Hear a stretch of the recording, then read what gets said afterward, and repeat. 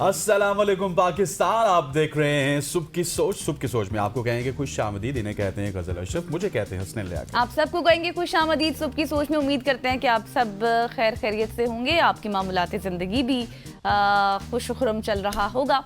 और आज सबसे जो लेटेस्ट न्यूज़ है हमारे पास वो यही है कि इस्राएली वज़ीर-ए-आज़म नेतन्याहू ने अमेरिका के दौरे के दौरान जो आपको पता है कि 9 सितंबर को कतर पर हमला हुआ था, बाज़ाब्ता तौर पर उस हमले पर माफ़ी मांग ली है नेतन्याहू साहब ने, जिसमें इसराइल ने दोहा में हमास रहनुमाओं को बेसिकली टारगेट बनाया था और वो महफूज रहे थे। और वाइट हाउस ने ये तस्दीक की है कि इस्राएली वज़ीर-ए-आज़म नेतन्याहू ने कतरी वज़ीर-ए-आज़म शेख मोहम्मद बिन अब्दुर्रहमान आल सानी से फ़ोन पर गुफ्तगू में दोहा पर इसराइली हमले में कतरी एहलकार की हलाकत पर इजहार अफसोस भी किया है। और मज़ीद बयान में ये भी बताया गया कि कतर की खुद मुख्तारी की खिलाफ वर्जी पर भी अफसोस जाहिर किया है और यकीन दहानी कराई है कि आइंदा ऐसा वाक़या पेश नहीं आएगा। बिल्कुल ऐसे ही है, मैं नहीं बोलता, ये पैसा बोल रहा है। और इस वक्त जो डील हुई है पाकिस्तान और सऊदीया के माबेन, इसके बाद से जो कतर है ना, उसने भी शायद ये सोचना स्टार्ट कर दिया था कि वो किसी तरह से किसी और मुल्क की तरफ देखेगा। और इसी वजह से अमेरिका ने इंटरवीन किया और इंटरवीन करने के बाद अब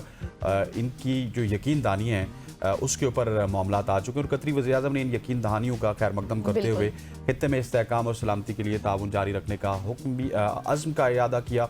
और दोनों रहनुमाओं ने राब्ते बेहतर बनाने और मुश्तरका सलामती के इक़दाम को फ़रोग़ देने पर भी इत्तफ़ाक़ किया। That is a good news. But Israel के अज़ाइम, आपको पता है इसराइल के अज़ाइम कुछ अच्छे नहीं हैं और वो इस पूरे खित्ते पे कब्जा करना चाहता है। और अल्लाह करे कि ये जो माफ़ी है ये लॉन्ग टर्म माफ़ी हो, नहीं तो कल वो फिर हमें हमला करता हुआ नजर आएगा। एग्जैक्टली, बिल्कुल। इसके पीछे क्या कुछ अब है मुहर्रिकात, ये तो वक्त के साथ ही पता चलेंगे। आगे बढ़ते हैं और आपको लेटेस्ट न्यूज़ ये देते हैं कि पंजाब हुकूमत ने फ़ज़ाई आलूदगी पर काबू पाने के लिए जदीद तरीन एयर क्वालिटी फोरकास्ट सिस्टम तैयार कर लिया है। और ये पाकिस्तान में अपनी नौयत का एक पहला निज़ाम है जो मौसम की सूरत हाल और फ़ज़ाई आलूदगी की पेशगोई करेगा। और ये सिस्टम लाहौर, फैसलाबाद समेत सूबे के बड़े शहरों में आलूदगी कम करने में मददगार साबित होगा। इसके तहत अब होगा क्या, वो ये होगा कि शहरियों के लिए हफ्तावार रिपोर्ट भी जारी की जाएगी ताकि वो पहले से अलर्ट हो जाएं। फिर सीनियर सूबाई वज़ीर मरियम औरंगज़ेब ने इफ्तिताह के मौके पर यह भी बताया कि नया निज़ाम, आप ये बताएं कि रियल टाइम मॉनिटरिंग और जदीद साइंसी मॉडल्स का इम्तजाज भी है। जो जैसे कि आपको मैं बताऊँ कि जो इंटरनेशनल फोरकास्ट सिस्टम है जिसमें वेंडी और यूरो आ जाता है, तो ये बैनुल-अक़वामी मॉडल्स के साथ भी हम आहंग होकर आलमी फ़ज़ाई इंडेक्स और मकामी ज़रूरियात के मुताबिक काम करेगा। और मज़ीद खुसूसियात ये हैं कि इस सिस्टम में रवा साल नफ्स किए गए जदीद एयर क्वालिटी मॉनिटरिंग स्टेशंस का डेटा भी शामिल होगा। और साथ ही साथ मरियम औरंगज़ेब साहिबा ने यह भी बताया कि इस वक्त पंजाब में 41 मॉनिटरिंग स्टेशंस काम कर रहे हैं ऑलरेडी, जिन्हें आइंदा दिनों में बढ़ाकर 100 तक ले जाया जाएगा। और ये सिस्टम न सिर्फ आलूदगी की पैमाइश और मौसमी हालात का रिकॉर्ड मुरतब करेगा, बल्कि शहरियों को सेहत की हिफाजत से मुतल्लिक भी एहतियाती तदाबीर भी फराहम करेगा। और शहरियों पर यह भी जोर दिया गया है कि वो माहौलियाती आलूदगी के खिलाफ कोशिशों में हुकूमत का भी साथ दें। साथ ही साथ स्मोक के दौरान जो बुजुर्ग हो गए, बच्चे या फिर जिन लोगों को सांस लेने में मुश्किलात होती हैं, इस तरह के मरीज होते हैं, वो खुसूसी एहतियात करें और शहरी गैर ज़रूरी तौर पर घरों से बाहर ना निकलें। बिल्कुल ऐसी है, पंजाब गवर्नमेंट की जानिब से कुछ ऐसे इकदाम किए जा रहे हैं जिससे यकीनी तौर पे दूसरे सूबे भी परेशान हैं। लेकिन अब सवाल ये पैदा होता है कि ये जितने भी इंतजामात हैं, इस तरह के, जिस तरह अभी गज़ल स्टोरी बता रही थी, हमने 1-2 दिन पहले यहाँ पे ट्रेन्स की स्टोरी, इनके ट्रांसपोर्टेशन सिस्टम की स्टोरी शेयर की है।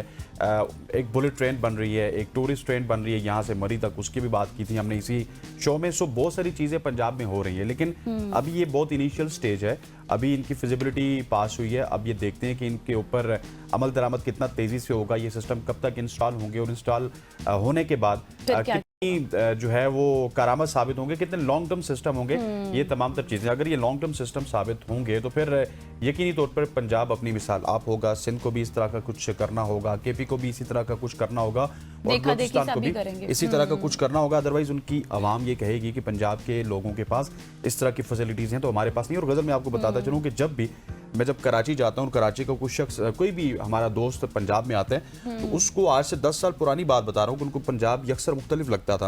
वो यहाँ के इंफ्रास्ट्रक्चर के हवाले से बड़े मुतासिर होते थे, यहाँ की मेट्रो को लेकर बड़े मुतासिर होते थे। तो ऑलरेडी जब वहाँ से लोग यहाँ पे आते हैं तो यहाँ के सिस्टम को देख के उनको एक डिफरेंट स्टेट नजर आती है। सो सिंध को भी अब इस हवाले से अब कॉम्पिटिशन में आना पड़ेगा, अदरवाइज ये पंजाब से इंफ्रास्ट्रक्चर के हवाले से या फिर इस तरह के कामों में बहुत पीछे रह जाएंगे। और जाहिर है जिस तरह से आपने इन डिटेल बताया ना कि इंस्टॉल होगा, इंस्टॉल होने के बाद कितना ये लॉन्ग टर्म चलता है, ये भी देखना होगा। फिर इससे एक अच्छी बात ये होगी कि आवाम को पहले से पता चल जाएगा कि उन्होंने क्या क्या सेफ्टी मेजर्स लेने हैं, है ना? बिल्कुल ऐसे ही है। खवातीन वज़ात आगे बढ़ते हुए आपको अब सिंध के हवाले से बताते हैं। देखा देखी जिस तरह में हम आपको बता रहे हैं कि एक काम पंजाब में होता है तो दूसरा काम सिंध में भी होता है। पंजाब में आपने देखा होगा पिछले दिनों में व्हीकल टेस्ट सिस्टम को स्टार्ट किया गया था, जहां पे आपकी व्हीकल की को टेस्ट किया जाता था कि आया कि वो इस काबिल है कि रोड में वो जा सके, सेफ्टी उसके मेजरमेंट्स लिए गए थे।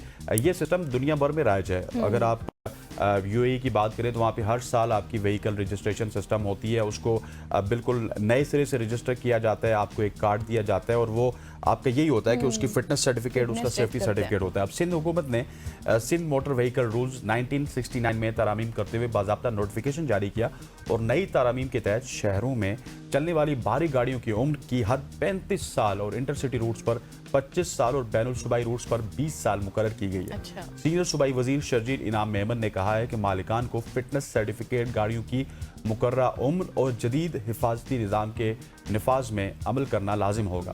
खिलाफ वर्जी की सूरत में भारी जुर्माने होंगे और बैनुल सूबाई रूट्स पर 20 साल से जायद पुरानी गाड़ियों को परमिट नहीं दिया जाएगा। इंटरसिटी रूट्स पर 25 साल से पुरानी गाड़ियों को नहीं चलने दिया जाएगा, जबकि शहरों के अंदर 35 साल की हद मुकर्रर की गई है और कानून 1 साल के अंदर नाफिजुल अमल होगा और तमाम गाड़ियों का रोड डिटेस्ट लाजमी होगा। पहली खिलाफ वर्जी पर मामूली और दूसरी पर 2 लाख और तीसरी पर 3 लाख रुपए तक जुर्माना आयद होगा और हर गाड़ी में जीपीएस डिवाइस, फ्रंट और बैक के एचडी कैमरे और ड्राइवर मॉनिटरिंग कैमरे और 360 डिग्री कैमरा नस्ब करना लाजमी होगा। ये थोड़ा सा एक नेक्स्ट लेवल का स्टेप हो चुका है। इस तरह की चीज़ें आपको शायद अभी बैरून मुल्क जितने भी बैरून मुल्क है वहाँ पे भी इस तरह की नजर नहीं आएंगी कि कैमरा भी 360 कैमरा भी होगा, ड्राइवर को मॉनिटर करने के लिए भी कैमरा होगा, बहुत सारी चीजें। अल्लाह करे कि इसको ऊपर इंप्लीमेंट हो जाए। That is very excellent step, क्योंकि सिंध में हमने बहुत से हादसात देखे हैं जिन पर हमने बाकायदा सेगमेंट्स किए हैं, एक्सपर्ट्स के साथ बातचीत की है और हमने बाकायदा खुद आई विटनेस देखी है कि वहाँ किस तरह के हालात होते हैं। गाड़ियों की इतनी बुरी हालत कि वो रोड पर फिर भी चल रही होती है और फिर क्या होता है नतीजा कि वो एक्सीडेंट की वजूहात हमें सामने आती हैं, हमें देखते हैं कि कीमती जाने उनका ज़या हो जाता है। तो इस हवाले से अब जितनी भी हैवी ट्रैफिक्स हैं उनमें सेफ्टी डिवाइसेस को मैंडेटरी कर दिया गया है, जिनमें जैसे कि हसनैन ने आपसे जिक्र किया कि कैमरास भी होंगे 360, इसके साथ साथ फिर भारी जीपीएस होगा, फिर इसके साथ साथ भारी जुर्माने आयद किए जाएंगे। क्योंकि ये किसके लिए है? ये आप लोगों के लिए ही है। फिटनेस सर्टिफिकेट उसका लाजमी होगा, गाड़ियों की एज लिमिट लाजमी करार दे दी गई है कि गाड़ी कितनी पुरानी है, कितनी चल सकती है। अब मजीद उसमें सांस नहीं है कि वो मजीद रोड पर आप उसको लेकर जाएं। तो इस हवाले से अब मुकम्मल तौर पर एहतियात की जाएगी। तो आप लोग भी एहतियात करें, हमारी आपसे यही गुजारिश है।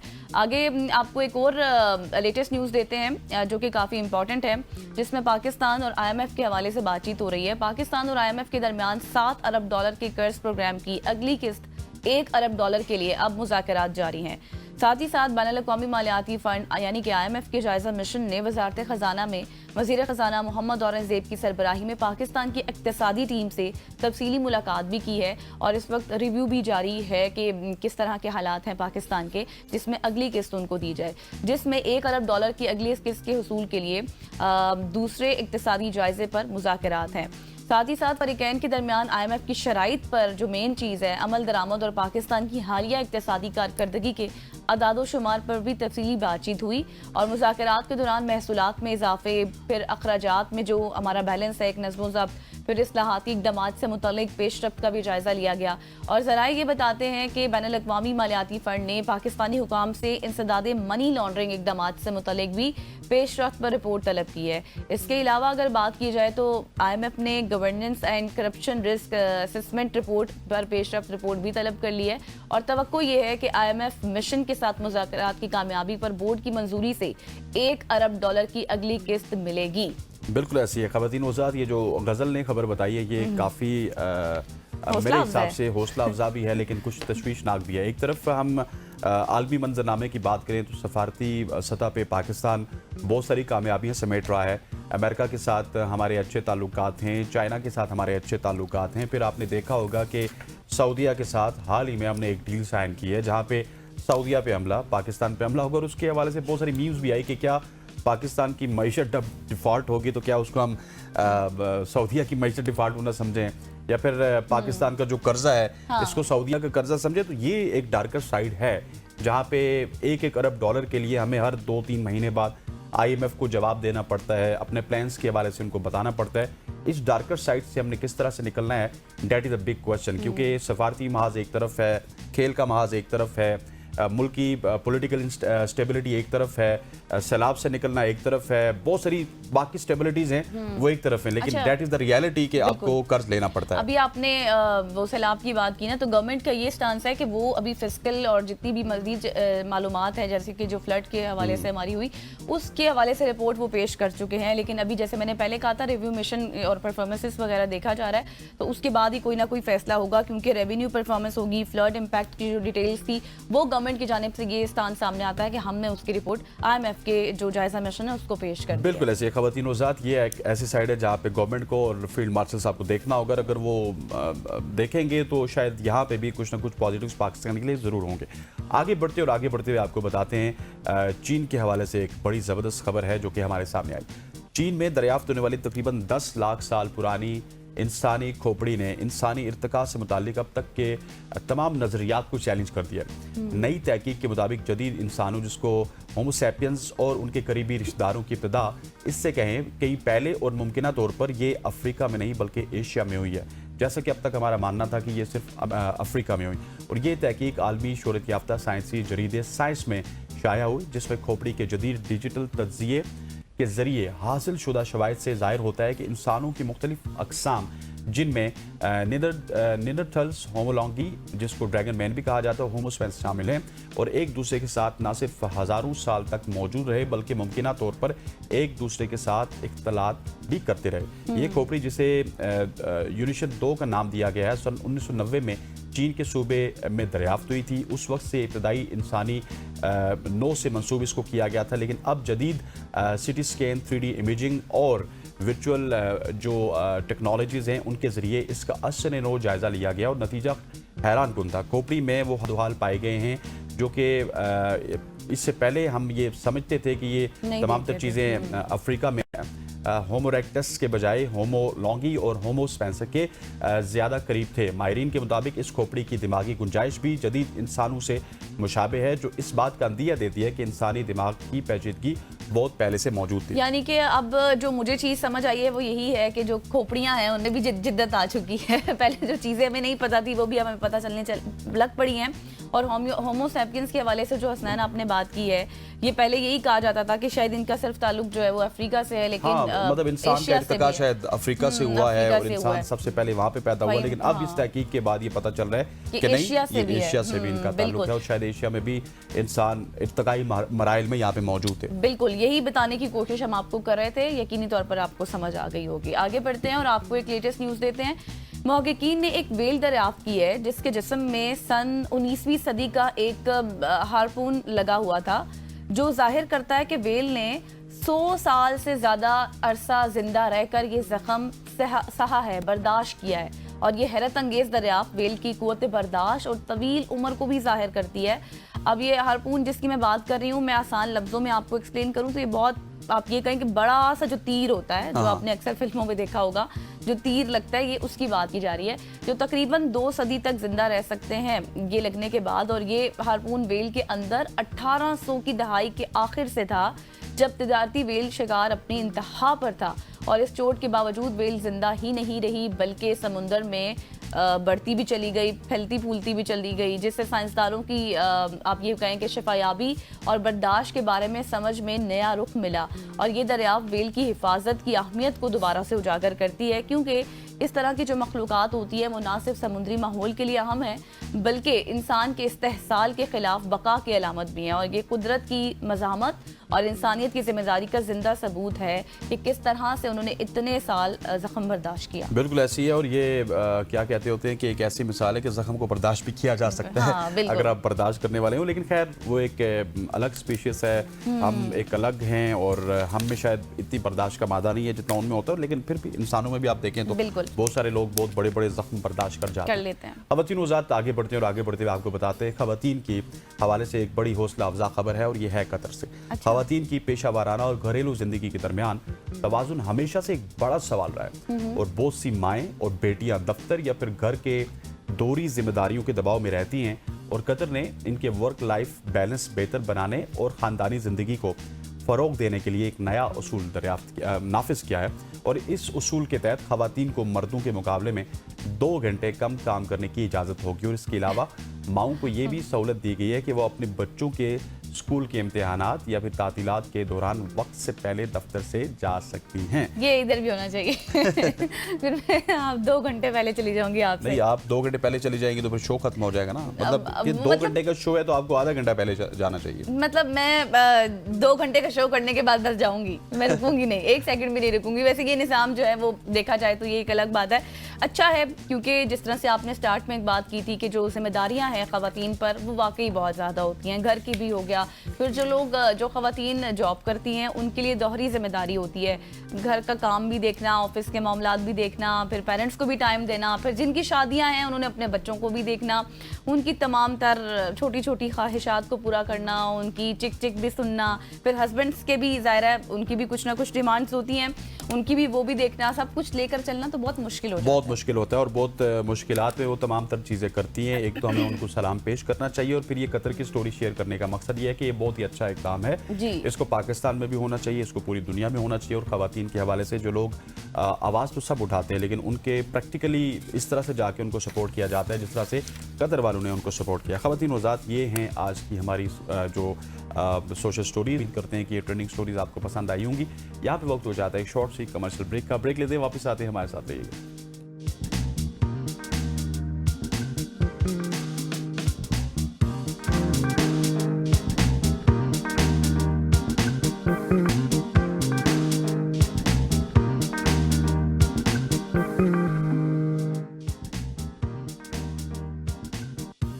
वेलकम बैक ख़वातीन वज़ात। अब हम बात करेंगे पाकिस्तान इंटरनेशनल एयरलाइन PIA की, जिन्होंने मुसाफिरों की सहूलत के लिए कनाडा जाने वाली जो परवाज़ें हैं उनमें 15% रियायत का ऐलान किया है। पाकिस्तान इंटरनेशनल एयरलाइन के मुताबिक कनाडा जाने वाले मुसाफिर अब 10 अक्टूबर तक 15% रियायत से फ़ायदा उठा सकते हैं।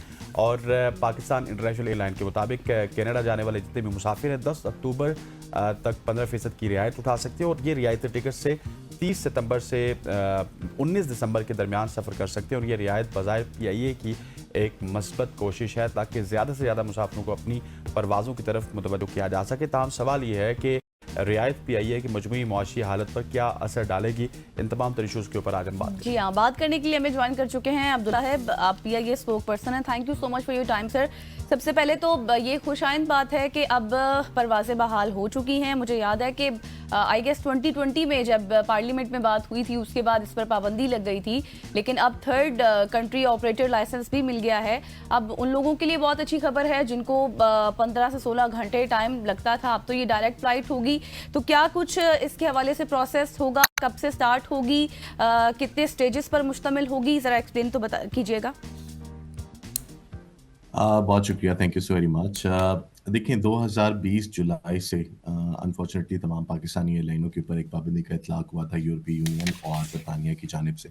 जी। गुज़श्ता साल हमने यूरोपीय यूनियन की पाबंदी तो ख़त्म कर दी थी और हमने इस साल 10 जनवरी से पेरिस का फ़्लाइट ऑपरेशन जो है वो जारी रखा हुआ है और बड़ा कामयाबी से जारी रखा हुआ है क्योंकि बहुत अरसे बाद फ़्लाइटें रिज़्यूम हुई हैं और जिस तरह आपने अभी बात की कि लोगों को 14-15 घंटे लगते थे इस सफ़र को करने, वो 7 साढ़े 7 घंटे के अंदर अपने वतन अजीज वापस पहुंच जाते हैं या वापस अपने घरों को चले।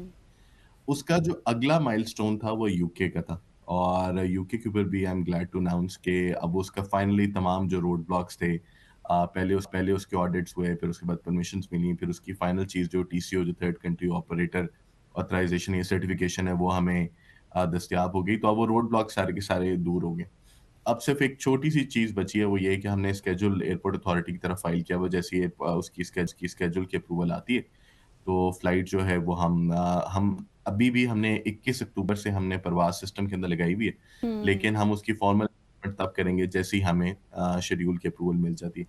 पहले मरहले के ऊपर इस्लामाबाद से मैनचेस्टर की परवाज़ों का आगाज़ किया जाएगा जो कि बाद में बर्मिंघम और लंदन तक बढ़ा दी जाएगी। जी। अच्छा, ठीक हो गया। और ये मुझे बताइएगा कि जिस तरह हमने अपने इंट्रो में कहा था कि ये रियायती किराए भी पाकिस्तान इंटरनेशनल एयरलाइन ने इसका ऐलान किया, तो इससे सीट फिलिंग की रेशो तो बेहतर होगी, लेकिन क्या इससे रेवेन्यू में कमी का खदशा नहीं होगा? नहीं, बिल्कुल नहीं। देखिए, हमें ये समझना पड़ेगा कि एयरलाइन या जो लोग हवाबाज़ी की सनत से वाबस्ता हैं, वो अच्छे तरीके से जानते हैं कि यहाँ पे रेवेन्यू पर अवेलेबल सीट का एक कॉन्सेप्ट होता है। जिसके अंदर मतलब ये है कि आप जितना ज़्यादा रेवेन्यू पर अवेलेबिलिटी के हिसाब से आप रखें, तो वो ज़्यादा आपकी एयरलाइन के लिए बेहतर है। नॉर्मली इस सीज़न के अंदर लोग जो है वो हम उनको एंटाइज़ करते हैं कि वो ज़्यादा ट्रैवल करें क्योंकि इसके फ़ौरन बाद एक पीक सीज़न आ रहा है क्रिसमस हॉलिडेज़ का। इसके अंदर पूरी दुनिया से लोग जो क्रिसमस हॉलिडेज़ के दौरान पाकिस्तान का सफ़र करते हैं। तो इस पीरियड के अंदर हम लोगों को अट्रैक्ट करना चाहते हैं, हम लोगों को इनवाइट करना चाहते हैं कि वो आएँ, बहुत अच्छे फेयर से फ़ायदा उठाएँ और पाकिस्तान आएँ। ओवरऑल ये एयरलाइन के लिए भी बेनिफिशियल है, ऑनलाइन ये एयरलाइन के जो सब्सक्राइबर जो कंज़्यूमर्स हैं या जो हमारे सार्फिन हैं, उनके लिए भी ये बेहतर है। जी।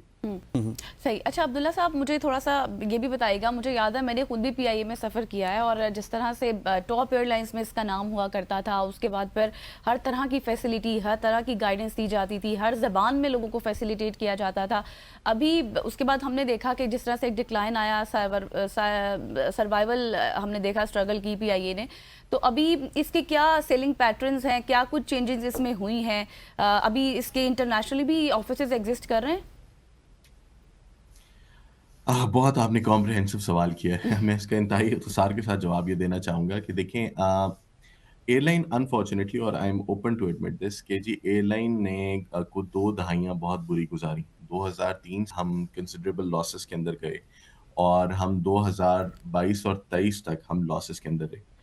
होता ये है कि जब अनफॉर्चुनेटली इस तरह के लॉसेस हों या परसिस्टेंटली आपकी ऑर्गेनाइजेशन इतना अच्छा परफॉर्म ना कर रही हो, तो उसका इम्पैक्ट तमाम पैरामीटर्स के ऊपर आता है। चाहे वो पैरामीटर्स है, चाहे वो शेड्यूल की रिलायबिलिटी है, चाहे वो फ्लीट की हालत है। वो तमाम चीज़ें अनफॉर्चुनेटली मुतासिर हुईं। हुँ। मुश्किल काम था लेकिन इवेंचुअली हुकूमत पाकिस्तान की मदद से पीआईए ने अपने नुकसानात के ऊपर या अपने खसारे के ऊपर काबू पा लिया। और 2023 से लेके 2000 अभी 25 के 6 महीने तक हम पहले ऑपरेटिंग लेवल पे और अब टोटल लेवल के ऊपर प्रॉफिट में हैं। और जिसका मतलब ये है कि अब हमारे कैश फ्लोज़ भी पॉज़िटिव हुए हैं, जिसका मतलब ये है कि ओवरऑल एयरलाइन की परफ़ॉर्मेंस के पैसे आ रहे हैं उससे आपको बेहतरी नज़र आएगी। हमने अभी जो पहले मरहले के ऊपर अपना काम किया, वो ये किया है कि हमने अपनी फ्लीट की रिजुवेनेशन यानी जो फ्लीट की ओवरऑल हालत है, उसके ऊपर हमने काम करने का आगाज़ किया और हमारे बहुत सारे जहाज़ इस टाइम पे मेंटेनेंस के अंदर है, जिनके हुँ। ऊपर नए केबिन या उनकी केबिन की इम्प्रूवमेंट के ऊपर काम किया जा रहा है। नेटवर्क जिस तरह आपको ऑलरेडी पता है कि गुज़िश्ता 4-5 साल से जो ख़ास तौर पे मग़रबी नेटवर्क था हमारा, वो बहुत ज़्यादा मुतासिर था, सिवाय कनाडा के बाकी तमाम जगहों की परवाज़ें थीं। वो मुअत्तल थीं, अब वो आहिस्ता-आहिस्ता वो खुलना शुरू हुआ है, तो नेटवर्क भी बढ़ना शुरू हुआ है। हुँ। सो कहने का मकसद वो ये है कि देखें ओवरऑल तमाम चीज़ें अब बहुत ज़्यादा बेहतरी की तरफ जा रही हैं। गुज़िश्ता 2-3 साल के अंदर बहुत सारे टफ़ डिसीज़न्स गवर्नमेंट ने भी लिए, पीआईए की इंतज़ामिया ने लिए और इवेंचुअली हम उस नतीजे के ऊपर पहुँचे कि हम एक कम्फ़र्टेबली या हम पॉज़िटिवली हम ये बात कह सकते हैं कि एयरलाइन अब बहुत ज़्यादा इम्प्रूवमेंट की तरफ आ भी गई है और मज़ीद जो है वो इम्प्रूवमेंट की तरफ जाएगी। हुँ। अच्छा, अब्दुल्ला साहब मुझे ये भी बताइएगा कि आपने बड़ा कम्प्रिहेंसिवली जवाब भी दिया गज़ल के सवाल का, लेकिन अब मुझे ये बताइए कि पिछले 20 साल से जिस तरह गज़ल ने भी कहा, आपने भी कहा कि हम लॉसेस में थे, पाकिस्तान इंटरनेशनल एयरलाइन लॉसेस में थी, फिर फ्लीट में भी उस तरह से बेहतरी नहीं आई। 20 साल में आपका कस्टमर बहुत सारी इंटरनेशनल एयरलाइंस में गया, वहाँ पे फैसिलिटीज़ बहुत ज़्यादा थी, उनको वहाँ की फैसिलिटीज़ एंजॉय करने का दिल ज़्यादा करता है। अब पीआईए अपनी फ्लीट में किस तरह की इंप्रूवमेंट लेके आ रहा है ताकि कस्टमर्स को ज़्यादा से ज़्यादा अट्रैक्ट किया जा सके पीआईए की तरफ? बहुत अच्छा सवाल। देखिए, हमें ये समझना पड़ेगा कि कस्टमर जो है वो वैल्यू फॉर मनी माँगता है। हम इस बात पे काफ़ी फ़ख्र महसूस करते हैं और हमारे लिए जो इज़्ज़त की बात भी है कि पीआईए का जो ज़्यादातर कस्टमर है वो पीआईए के साथ बहुत ज़्यादा उनसियत रखता है और वो उनसियत प्राइमरीली पाकिस्तान की वजह से है। लोग समझते हैं कि एक पाकिस्तान का सफ़ीर है, पाकिस्तान का परचम बरदार इदारा है, तो इस वजह से उसको सपोर्ट किया जाए। तो वो सपोर्ट अपनी जगह के ऊपर और उस सपोर्ट ने हमें बहुत फ़ायदा दिया है गुज़िश्ता 20 सालों के अंदर। लेकिन मेरे ख़्याल में अब वक़्त ये आ गया है कि उस सपोर्ट के बाद उनको सर्विस डिलीवरी भी उसी तरीके से दी जाए। एयरलाइन इंडस्ट्री के अंदर अगर आपकी शेड्यूल की रिलायबिलिटी अच्छी हो, अगर आपका नेटवर्क लोगों की दस्तरस के अंदर हो, इन द सेंस कि जहाँ वो जाना चाहते हैं, वहाँ पे आपका तैयारा जाता हो और ऑन टॉप ऑफ दैट आपकी जो प्रोडक्ट है, यानी जो आपका केबिन है, जो आपकी केबिन के अंदर चीज़ें दी जाती हैं, वो अच्छी हों। तो मैं नहीं समझता कि कोई रीज़न है कि लोग आपका इंतखाब ना करें। इन्हीं तमाम पैरामीटर्स के ऊपर बहुत ज़्यादा तनदही से काम किया जा रहा है कि जिसके अंदर हम शेड्यूल रिलायबिलिटी के ऊपर तो काम कर रहे हैं, लेकिन उससे पहले हम फ्लीट मेंटेनेंस के ऊपर काम कर रहे हैं। अभी भी बहुत सारी जगहों के ऊपर आपने देखा होगा कुछ खबरें भी इस तरह की बनने लगी कि जी पीआईए का जो तैयारे जो फ्लीट है वो ऑपरेशनल फ्लीट कम हो गया। वो इसकी सबसे बड़ी वजह ये है कि आप चूँकि नई मार्केट्स में जा रहे हैं और 5 साल के बाद जा रहे हैं, तो लोगों की कुछ एक्सपेक्टेशन है। हुँ। वो एक्सपेक्टेशन पे आपको पूरा उतरना है। लोग ये एक्सपेक्ट करते हैं कि आप सिर्फ़ उनको डायरेक्ट बराह रास्त परवाज़ ही नहीं कि आप उनको 8 घंटे में पहुँचेंगे, लेकिन आप उनको उसी तरह की सर्विसेज़ भी देंगे जो कि वो आदी हो गए हैं गुज़िश्ता 5 साल में दूसरी एयरलाइनों से हासिल करने के लिए। हुँ, तो कहने का मकसद उसके ऊपर ये है कि बहुत सारे इसके ऊपर फ़ोकस है, एक कॉम्प्रिहेंसिव प्लान के तहत उसके ऊपर काम किया जा रहा है। और हम चाहते हैं कि जब हम जिस तरह हमने पेरिस का रूट शुरू किया, तो हमने इन फ्लाइट एंटरटेनमेंट से शुरू किया, बहुत अच्छे शेड्यूल से शुरू किया। अब हम जब यूके शुरू करना चाह रहे हैं, तो हमारी उम्मीद ये है कि हम अपने कस्टमर्स को नई या बेहतरीन सीट्स दें, उनको उस तरह के केबल दें जिसके वो दूसरी एयरलाइनों के ऊपर आती हैं। जहाज़ के ऊपर उनको खाना बहुत अच्छा मिले, शेड्यूल की रिलायबिलिटी बहुत अच्छी हो, एक अच्छा इन फ्लाइट एंटरटेनमेंट सिस्टम हो।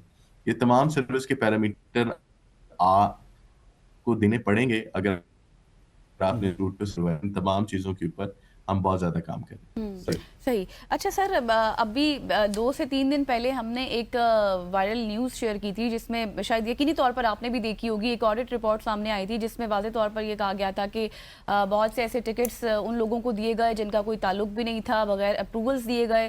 फिर काफ़ी इस तरह की करप्शन से रिलेटेड भी चीज़ें सामने आ रही थी। तो इस तरह की बेज़ाब्तियों के आइंदा ना हो, इस हवाले से भी कोई स्टेप्स लिए गए? अच्छा जी, 2 पहलू हैं इस क्वेश्चन के जवाब के। पहली बात उसके ऊपर ये है कि ये बहुत पुराना ऑडिट पैर है। ठीक है। 2011 से लेके 2016 के 16 टिकट्स तक। के ऊपर हुँ। 2017 के अंदर एक ऑडिट पैरा बना। तो इसको गुज़रे हुए 9 साल हो गए हैं और 9 सालों के अंदर बहुत सारी चीज़ें आगे चल के आ चुकी हैं। पीआई के अंदर उस टाइम पे भी पीआई ने इसको चैलेंज किया था, इन नंबर्स को चैलेंज किया था और मुझे अच्छी तरीके से याद है ये सुप्रीम कोर्ट का एक स्पेशल ऑडिट करवाया गया था जी। उस टाइम के चीफ जस्टिस की बेहेस्ट के ऊपर। और उस ऑडिट के अंदर ऑडिटर्स जो थे उन्होंने चूँकि 273 अरब रुपए का एक हिसाब सुप्रीम कोर्ट में सबमिट कराना था, तो उन्होंने इस तरह की चीज़ें बना के जो है वो आगे प्रेज़ेंट की। हुँ। सुप्रीम कोर्ट ने एक्चुअली एफआईए और नैब दोनों को हुक्म दिया था कि वो इस ऑडिट पैरे की तहकीक करें और अगर इसके अंदर किसी किस्म की चीज़ उनको समझ आती है तो उस पे वो कार्रवाई करें।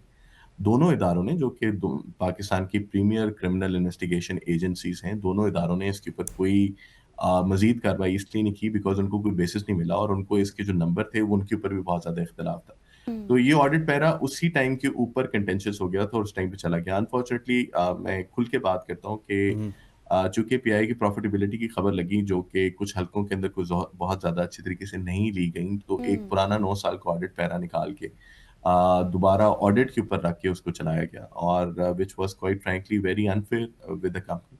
और मैं वैसे भी समझता हूँ कि 9 या 10 साल पुरानी चीज़ के ऊपर मेरे ख़्याल अभी डिस्कशन करना कोई इतना ख़ास बात नहीं है। लेकिन चूँकि आपने ये सवाल किया है तो मैं आपके और आपकी वसातत से आपके जो नाज़रीन हैं उनको मैं ये बताना चाहता हूँ कि 2018 के अंदर ही सुप्रीम कोर्ट ने पीआई के अंदर बैन लगा दिया था कि वो किसी किस्म का बिल्कुल। फ्री टिकट किसी को नहीं देगा।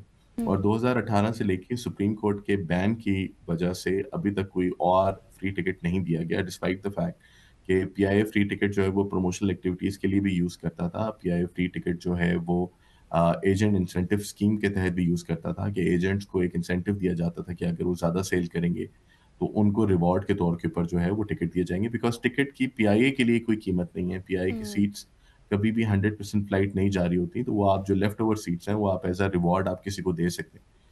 लेकिन चूँकि इस बात के ऊपर सुप्रीम कोर्ट का हुक्म में मौजूद है, तो उसकी वजह बिल्कुल। से अब इसके ऊपर मुकम्मल तौर चलिए, के इस ऊपर चीज़ की डिस्काउंट ठीक हो गया। क्लेरिफिकेशन आ गई है फ्रॉम योर साइड। ठीक हो गया। अच्छा अब्दुल्ला साहब, मुझे ये भी बताइएगा कि अब अगर थोड़ा-सा फ़ोकस कर लिया जाए आपके फ़िज़ाई जो मेज़बान होते हैं, एयर होस्टेस होती हैं, पीआईए में क्योंकि मोर और लेस बहुत सारे लोग ऐसे हैं जिनकी पक्की-पक्की जॉब्स हैं, वो 30-30 साल तक जॉब्स करते हैं।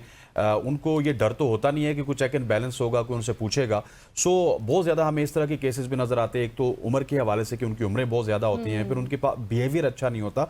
अब हमने दुनिया में ये मिसालें देखी हैं कि लोग थर्ड पार्टी की तरफ जाते हैं, थर्ड पार्टी से लोग हायर करते हैं। सो पीआईए इज थिंकिंग के how to improve their air services. अच्छा जी, अगेन बहुत अच्छा सवाल इसलिए बिकॉज़ ये वो सवाल है जो कि अक्सर मुख्तलिफ हलकों के अंदर गर्दिश करता है। हम जहाँ भी किसी भी महफ़िल में जाते हैं, हमसे ये सवाल पूछा जाता है। मैं 2 बातें अगेन इसके ऊपर कहना चाहता हूँ। नंबर 1 ये कि जो उनका रवैया है वो तो किसी किस्म का अगर आप समझते हैं या कहीं एक्स्ट्रा का है, तो वो बिल्कुल भी एक्सेप्टेबल नहीं है। लेकिन चूँकि जैसे? मैं पर्सनली पीआई का सोशल मीडिया भी देखता हूँ और सोशल मीडिया के ऊपर हमें बहुत ज़्यादा ब्लंट फीडबैक आ रहा होता है। तो गुज़िश्ता काफ़ी अरसे से मतलब 2-3 साल से नहीं 3-4 साल से मुझे पीआई के क्रू के रवैयों की बहुत ज़्यादा अच्छी फीडबैक मिला है। वो जो मैं इसलिए मैं क्योंकि मैं हमारे पास तो एक मैट्रिक्स है, हम उन पैरामीटर्स के ऊपर कर रहे होते हैं, तो मैं एनालिटिकली ये बात प्रूव कर सकता हूँ कि पीआईए के क्रू का जो शायद पुराने ज़माने के अंदर एक वो था कि जी बिल्कुल वो सख्ती से पेश आते हैं या चूँकि उनको नौकरी की कोई परवाह नहीं है, तो इस वजह से शायद वो केयर नहीं करते। मेरे ख्याल में ये रवैया बहुत हद तक चेंज हो गया और अगर आपने या आपके नाज़रीन ने रिसेंटली ट्रैवल किया हो, तो वो क्रू के रवैये की शिकायत करते हुए नज़र नहीं आएँगे। जहाँ तक उनकी उम्रों का ताल्लुक है, देखें, हमें एक बात बड़ी क्लियरली समझनी चाहिए।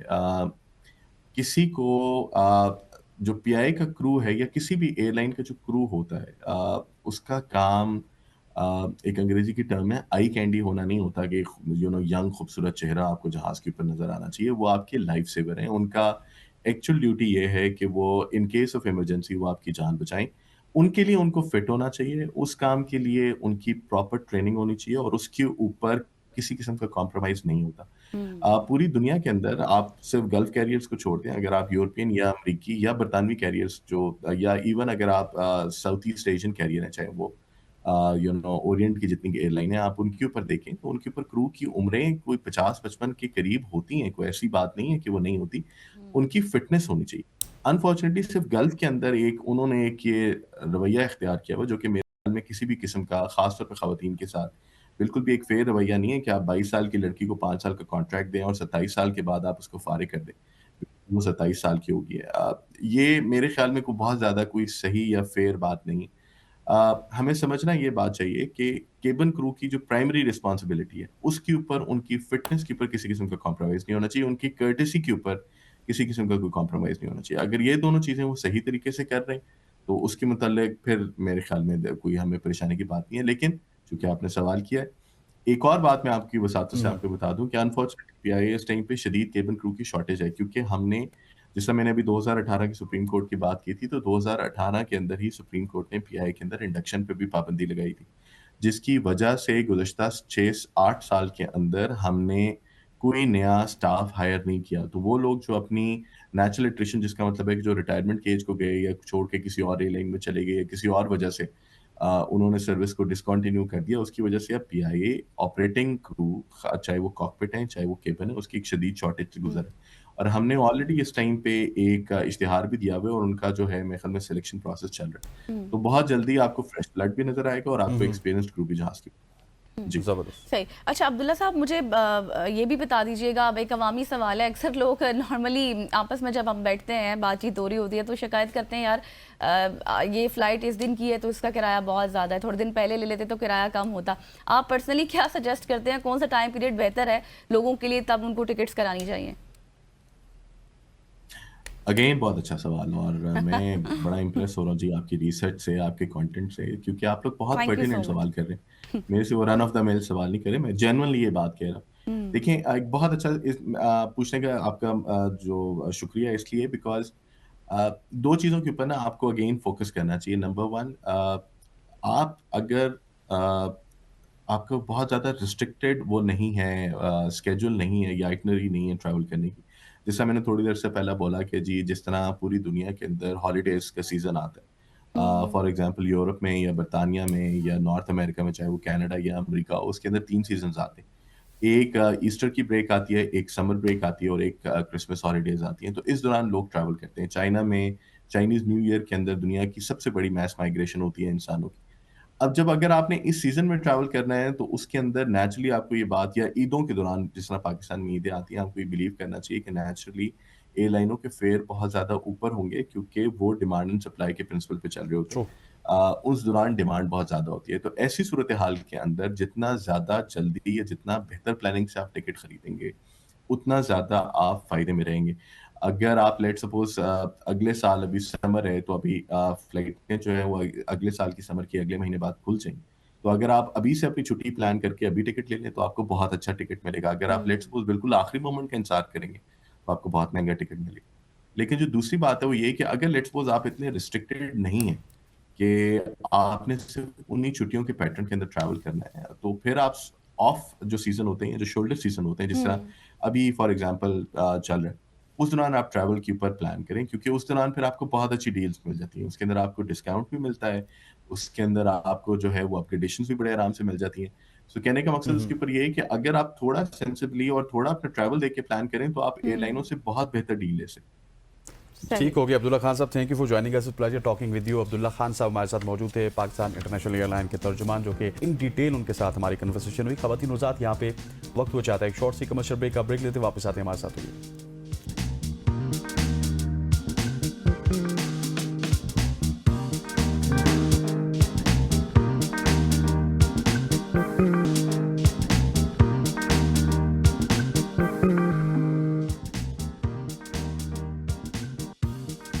Welcome back after the break. और अब मुल्की सियासत को भी टच कर लेते हैं, जैसे हम ब्रेक से पहले कहकर गए थे, क्योंकि पाकिस्तान की सियासत इस वक्त एक नए मोड़ पर खड़ी हुई है, जहां इत्तेहादी जमातों के दरमियान इख्तलाफात खुलकर सामने आ रहे हैं। नून लीग और पीपल्स पार्टी की बात की जाए, जो हुकूमत में पार्टनर्स हैं, लेकिन उनके बयानात एक दूसरे के बयानिए से बिल्कुल मुतसादिम दिखाई दे रहे हैं। और कभी पंजाब में करप्शन के इल्जामात, कभी सिक्योरिटी मुआहदे पर एतमाद में ना लेने का शिकवा, और फिर कभी आलमी सतह पर पाकिस्तान की मईशत और इमदाद पर मुतजाद हमें मौक़िफ़ नजर आता है। और ऐसे में सवाल अब ये पैदा होता है कि क्या वाकई ये इख्तलाफात सियासी हिकमत अमली का हिस्सा हैं, या फिर इत्तेहादी जमातों के दरमियान बढ़ती हुई दूरियां हैं। इसी पर आज हम बात करें। बिल्कुल ऐसी भी बात करें। मैं चाहता हूँ कि ज़रा मरियम नवाज शरीफ साहिबा को सुन लेते हैं कि वो क्या कहती हैं, उसके बाद फिर आगे बढ़ते हैं। मुझे कोई फर्क नहीं पड़ता, ये जो 7-8 साल इन्होंने किया है, बातें ही की हैं। मुझ पे बात करें, मरियम नवाज कुछ नहीं कहेगी, लेकिन अगर पंजाब पर बात करेंगे, पंजाब के हक पे बात करेंगे, तो मरियम नवाज आपको घर तक पहुंचा के आएगी।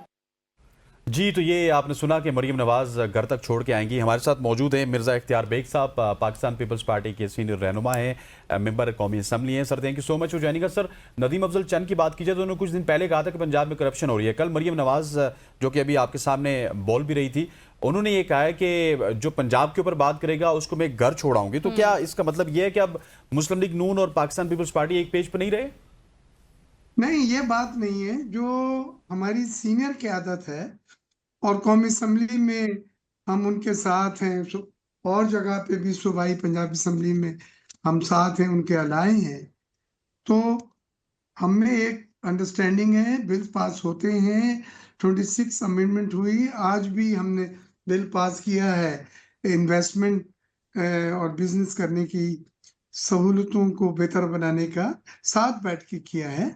लेकिन ये नीचे लेवल के ऊपर स्पोक पर्सन लेवल पे इस तरह की बातें होती हैं। हमें अपने अपने सूबे की कारकर्दगी और परफॉर्मेंस दिखानी चाहिए, रादर देन दूसरे सूबे को हम क्रिटिसाइज करें। और यही सब चीजें थी जब हमने हुकूमत साजी के लिए हाथ मिलाया था, तो एक मुआहदा साइन किया गया था, और वो दस्तावेजी शक्ल में है, जिसमें हमने पूरा कोड ऑफ कंडक्ट मेंशन किया हुआ है। उसमें यहाँ तक था कि पंजाब में भी पीपीपी को कुछ एडमिनिस्ट्रेटिव पोजीशंस मिलेंगे, एसीडीसी वगैरह की, जो अभी तक नहीं मिली हैं। और बिलावल साहब ने नवीद कमर साहब को कई बार भेजा है, जो इसाक डार साहब से। तो ये चीजें चलती रहती हैं, लेकिन सीनियर लीडरशिप के ऊपर पूरा एक अंडरस्टैंडिंग है, एक दूसरे पर एतबार है, और हम साथ मिलकर हुकूमतें चला रहे हैं, जिसकी वजह से आप देख रहे हैं कि एक अच्छी कारकर्दगी का मुजाहरा भी हो रहा है, और दुनिया उसको, डोनर्स एजेंसी सब उसको अप्रिशिएट। बिल्कुल सही। सर, ये भी मुझे बताइएगा कि जिस तरह से अभी नदीम अफजल चंद साहब की बात की है एसनैन ने, उन्होंने ये भी तो कहा था ना कि सिक्योरिटी मुआहदे के ऊपर हुकूमत ने हमें एतमाद में नहीं लिया। तो अब ये नजर आ रहा है कि पीपल्स पार्टी और हुकूमत, आप दोनों इत्तेहादी हैं, लेकिन उस तरह से इत्तेहाद सामने नहीं आ रहा जिस तरह से होना चाहिए। तो ऐसा क्यों है? देखिए, ये हमारी बात बिल्कुल जायज है कि कई बार ऐसा होता है कि बिल आ जाता है और असेंबली में हमारे पास, और उसके ऊपर न सीनियर लीडरान में कोई मुशावरत होती है, न पार्लियामेंट्री लीडर्स में कोई डिस्कशंस होती है। फिर उस वक्त हमारे लिए बड़ा मुश्किल होता है, क्योंकि अगर वो हमारे पार्टी के पॉइंट ऑफ व्यू से इख्तलाफ है, तो फिर हमें उसके ऊपर we have to put our feets down, हमने कदम जमाने होते हैं, और फिर बतलाना पड़ता है उसको, या तो कमेटी को हम रेफर करते हैं, और या पार्लियामेंट्री जो लीडर्स हैं उनको फिर रेफर होता है। तो ये बात की शिकायत है कि मुस्लिम लीग नून की कुछ औकात ऐसा होता है कि उनके बिल्स, उनकी पॉलिसीज बगैर मुशावरत से असेंबली में आ जाती हैं, फिर हमें पता चलता है अच्छा। और फिर हम अपने लीडरों से उसके ऊपर उनका फीडबैक लेते हैं, जिसमें थोड़ा सा एम्बेरसमेंट भी होता है, डिले भी होता है, और इस चीज़ को ख़त्म करना ठीक। चाहिए और मुशावरत के बगैर आगे हम ना चलें, ताकि एक अच्छा फैसला अच्छा बेग साहब, मुझे कलेक्टिव ये भी विजडम बताइए, से अगर आपकी जमात के चेयरमैन की बात की जाए तो उन्होंने, बिलावल भुट्टो साहब ने कहा था कि सैलाब के हवाले से हमें आलमी फोरम में बात करनी चाहिए, लेकिन मरियम नवाज ने तो कहा कि पाकिस्तान कब तक मंगतों की तरह भीख मांगता फिरेगा, जोली फैलाता फिरेगा। बिलावल भुट्टो पाकिस्तान को भीख मांगने के लिए कह रहे थे क्या? बिलावल साहब ने जो बात कही है वो प्रैक्टिकल बात है, अमली बात है, और हमने ये कहा है, ये कोई नई चीज नहीं है। दुनिया में जब भी किसी मुल्क में आफत आती है, फ्लड आता है, जलजले आते हैं, अर्थक्वेक आते हैं, तो उसका लॉस असेसमेंट होता है जो इंटरनेशनल एजेंसीज, डोनर्स एजेंसीज करती हैं, और फिर इंटरनेशनली हम अपने दोस्तों से, अपने फ्रेंड से उस लॉस को पूरा करने के लिए या कम करने के लिए मदद मांगते हैं। और लास्ट टाइम भी हमने जब प्लेजेस मांगी थी तो 9 से 10 बिलियन डॉलर की प्लेजेस हुई थी, लेकिन उसमें ज्यादा प्लेजेस जो थी वो बैंकरों की थी, Islamic investment bank, Asian development bank. तो हमने उसको इस्तेमाल नहीं किया, क्योंकि मार्कअप जो है उसका वो एक इजाफी माली बोझ बनता। लेकिन वो जो ग्रांट्स थी, जो सिर्फ हमें डोनेशंस दिए गए थे, तो वो बिल्कुल ली गई, और उससे तामीरात, रिहेबिलिटेशन का काम हुआ है, मकानात बनाए गए हैं। तो इसमें अगर आपके पास सही असेसमेंट आया है, जो अभी हमने नहीं कराया, क्योंकि अब वो मरहला आ गया है कि जब नुकसानात का तख्मीया लगाया जाए और फिर इंटरनेशनल डोनर्स एजेंसीज को वो पेश किया जाए और बताया जाए शवाहिद के साथ कि कितने लॉसेस हुए हैं और हमने उसको किस तरह से पूरा करना चाहते हैं, रिहेबिलिटेट करना सही। चाहते हैं। तो ये हमारी हिकमत अमली बिलावल साहब की यही थी कि जल्द से जल्द असेसमेंट कराएं, क्योंकि अगर उसमें ताखिर होगी तो फिर उसका इम्पैक्ट कम हो जाता है, उसका असर कम हो जाता है। अब अगर मरियम बीबी कहती हैं कि जरूरत नहीं है, मे भी उनके सूबे के वसाइल इतने हैं कि उनको जरूरत नहीं है डोनेशंस लेने की, ग्रांट्स लेने की, तो वो ना लें। लेकिन तरीकेकार यही होता है पूरे मुल्क में कि वो अपने अपने इलाकों, अपने अपने सूबों का, शहरों का असेसमेंट करा के इंटरनेशनल डोनर्स सही, एजेंसीज आप को पेश असेसमेंट करते कराया हैं। जाए ताकि जो जो चीज़ें हैं वो सामने। Thank you so much Mirza Ikhtiyar Baig साहब हमारे साथ मौजूद थे, और वी विश कि जिस तरह से ये इत्तेहाद शुरू में हमने देखा था उसी तरह से रहे। यहाँ पर लेंगे छोटी सी ब्रेक, न्यूज़ ब्रेक, फिर वापस आएंगे। स्टे विद अस।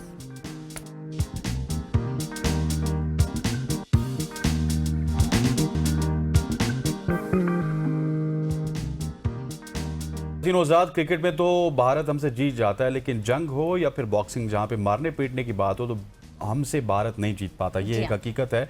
और बॉक्सिंग रिंग में भारत को पाकिस्तान से शिकस्त का सामना करना पड़ा। पाकिस्तान के समीर खान ने आलमी चैंपियन का एजाज अपने नाम किया, और पाकिस्तानी नौजवान बॉक्सर समीर खान ने UB youth world bantamweight championship जीतकर पाकिस्तान को पहली बार टाइटल दिलवाया। उन्होंने भारतीय हरीफ बंटी सिंह को नॉकआउट कर दिया और टाइटल अपने नाम किया। 52 किलोग्राम कैटेगरी के मुकाबले में समीर खान शुरू से ही भारतीय खिलाड़ियों पर हावी रहे, और मुकाबले के आगाज से कबल पाकिस्तानी बॉक्सर ने 0-6 का इशारा किया तो बंटी सिंह ने पाकिस्तानी बॉक्सर को धक्का दिया। इस धक्के का बदला पाकिस्तानी बॉक्सर ने रिंग में लिया और पै दर पै हमलों के जरिए भारतीय बॉक्सर को नॉकआउट कर दिया। पाकिस्तानी बॉक्सर ने अपनी कामयाबी को पाक फौज और शोहदा के नाम कर दिया। उन्होंने कहा कि आप सबका साथ देने का शुक्रिया, दुआओं का शुक्रिया, और पाकिस्तान का वो तय दिल से मशकूर हैं। उन्होंने अपनी गुफ्तगू में सब कुछ कहा। साथ कौन मौजूद है? आज हमारे साथ समीर खान खुद मौजूद हैं, boxer. Thank you so much for your time Sameer. सबसे पहले तो आपको बहुत बहुत मुबारक हो, आपने भारतीय हरीफ को हराया है, और जिस तरीके से हराया। मैंने आपकी एक वीडियो जरूर देखी थी जिसमें आप इशारे कर रहे थे उनको, और फिर उसके बाद उन्होंने आपको धक्का दे दिया। वो एक्सपीरियंस भी जरा शेयर करें हमारे साथ पहले। जी जी बिल्कुल। जैसे आपको पता है कि कोई भी अपनी हार बर्दाश्त नहीं करता। इंडिया वैसे ही हमारे सामने राफेल हमने उनके गिराए थे, तो मैंने उनको राफेल के इशारे किए और उनसे बर्दाश्त नहीं हुआ, तो उन्होंने मुझे गुस्से में धक्का दिया। और वो जो धक्का आपको दिया तो आपका रिएक्शन क्या था? क्योंकि आप भी बॉक्सर हैं, वो भी बॉक्सर हैं, जज्बा तो इस तरफ भी था, उस तरफ भी था। जी, मैं बिल्कुल अपने कॉन्फिडेंस के साथ था और मुझे पूरा यकीन था कि मैं अपनी ये फाइट विन करूंगा, इसलिए मैं बहुत पुरअमन था अपने साथ। सही। अच्छा समीर बताइएगा किस तरह की आपकी ट्रेनिंग होती है, किस तरह से आप ट्रेनिंग कर कर गए थे, क्योंकि ज़ाहिर है एक तरफ जहां जैसे हसनैन ने शुरू में बात की हम हार रहे थे तो दूसरी तरफ एक जीत का जश्न भी मनाया जा रहा था, और बॉक्सिंग रिंग में आपने जिस तरह से पैर दर पे शिकस्त दी है, तो कैसी ट्रेनिंग होती है आपकी? जी, मैं अपने कोच खावरदीन अफरीदी का बहुत शुक्रगुजार हूँ कि उन्होंने मुझे इस फाइट के लिए तैयार किया और मुझे 3 मंथ पहले ही तैयारी शुरू कर दी थी और मैं बहुत इस चीज़ के लिए पुरअमन था और मुझे पूरा यकीन था कि मैं फाइट जीतूंगा। अच्छा समीर, मुझे ये भी बताइएगा कि आपने अपनी जीत को पाक फौज के नाम किया, शोहदा के नाम किया, जो कि जी 10 जी मई को भारत के एग्रेशन में शहीद हुए थे। इस जज्बे के पीछे क्या क्या अवामिल कार फरमा थे? जी, हमारे पाक फौज जिस तरह जंगी मैदान में जज्बे के साथ खुद को रिप्रेजेंट करती है, पाकिस्तान को रिप्रेजेंट करती है और जज्बे के साथ लड़ती है, इसी तरह मैं भी रिंग के मैदान में जज्बे के साथ लड़ा था और मैंने ये फतह हासिल की पाकिस्तान के लिए। इसी वजह से मैं अपनी ये जो जीत है ये पाक फौज के और शुहदाओं के नाम करता हूँ। सही। जाहिर है जब सामने आपके एक इस तरह का ओपोनेंट हो वैसे ही आपका जज्बा जो है ना वो थोड़ा सा पीक पर चला जाता है, तो क्या आपकी स्ट्रेटजी थी अपने ओपोनेंट के खिलाफ, स्पेशली जो आपका भारतीय हरीफ था उसके खिलाफ, किस तरह से आपका माइंडसेट आपने बनाया? जी, मेरा बिल्कुल शुरू से ही माइंड सेट था कि मेरा अपोनेंट जो है वो इंडियन है, मैंने उससे हारना नहीं है। मैं इसके लिए बिल्कुल तैयार था और पूरी तैयारी के साथ आया था और इंशाल्लाह मैं विन करूंगा और अल्हम्दुलिल्लाह मैं विन कर चुका हूँ पाकिस्तान के लिए first UBO youth world bantamweight title. बिल्कुल ऐसी। अच्छा समीर, हमने अक्सर क्रिकेट में देखा, हॉकी में देखा, जब हमारा इंडिया के साथ मुकाबला होता है तो एक एक्स्ट्रा प्रेशर की बात होती है, ऑडियंस प्रेशर की बात होती है। सो बॉक्सिंग के हवाले से हमें बताइएगा कि वो एडिड प्रेशर जब आप भारतीय के खिलाफ अपना फाइनल खेल रहे थे तो आपके ऊपर भी था? जी बिल्कुल, आपको पता है किसी और के साथ मैच हो या ना इंडिया के साथ मैच हो तो एक अलग ही जज्बा हमारे अंदर आ जाता है और मैं इसी जज्बे के साथ गया था और अल्हम्दुलिल्लाह मैं विन करके आया हूँ।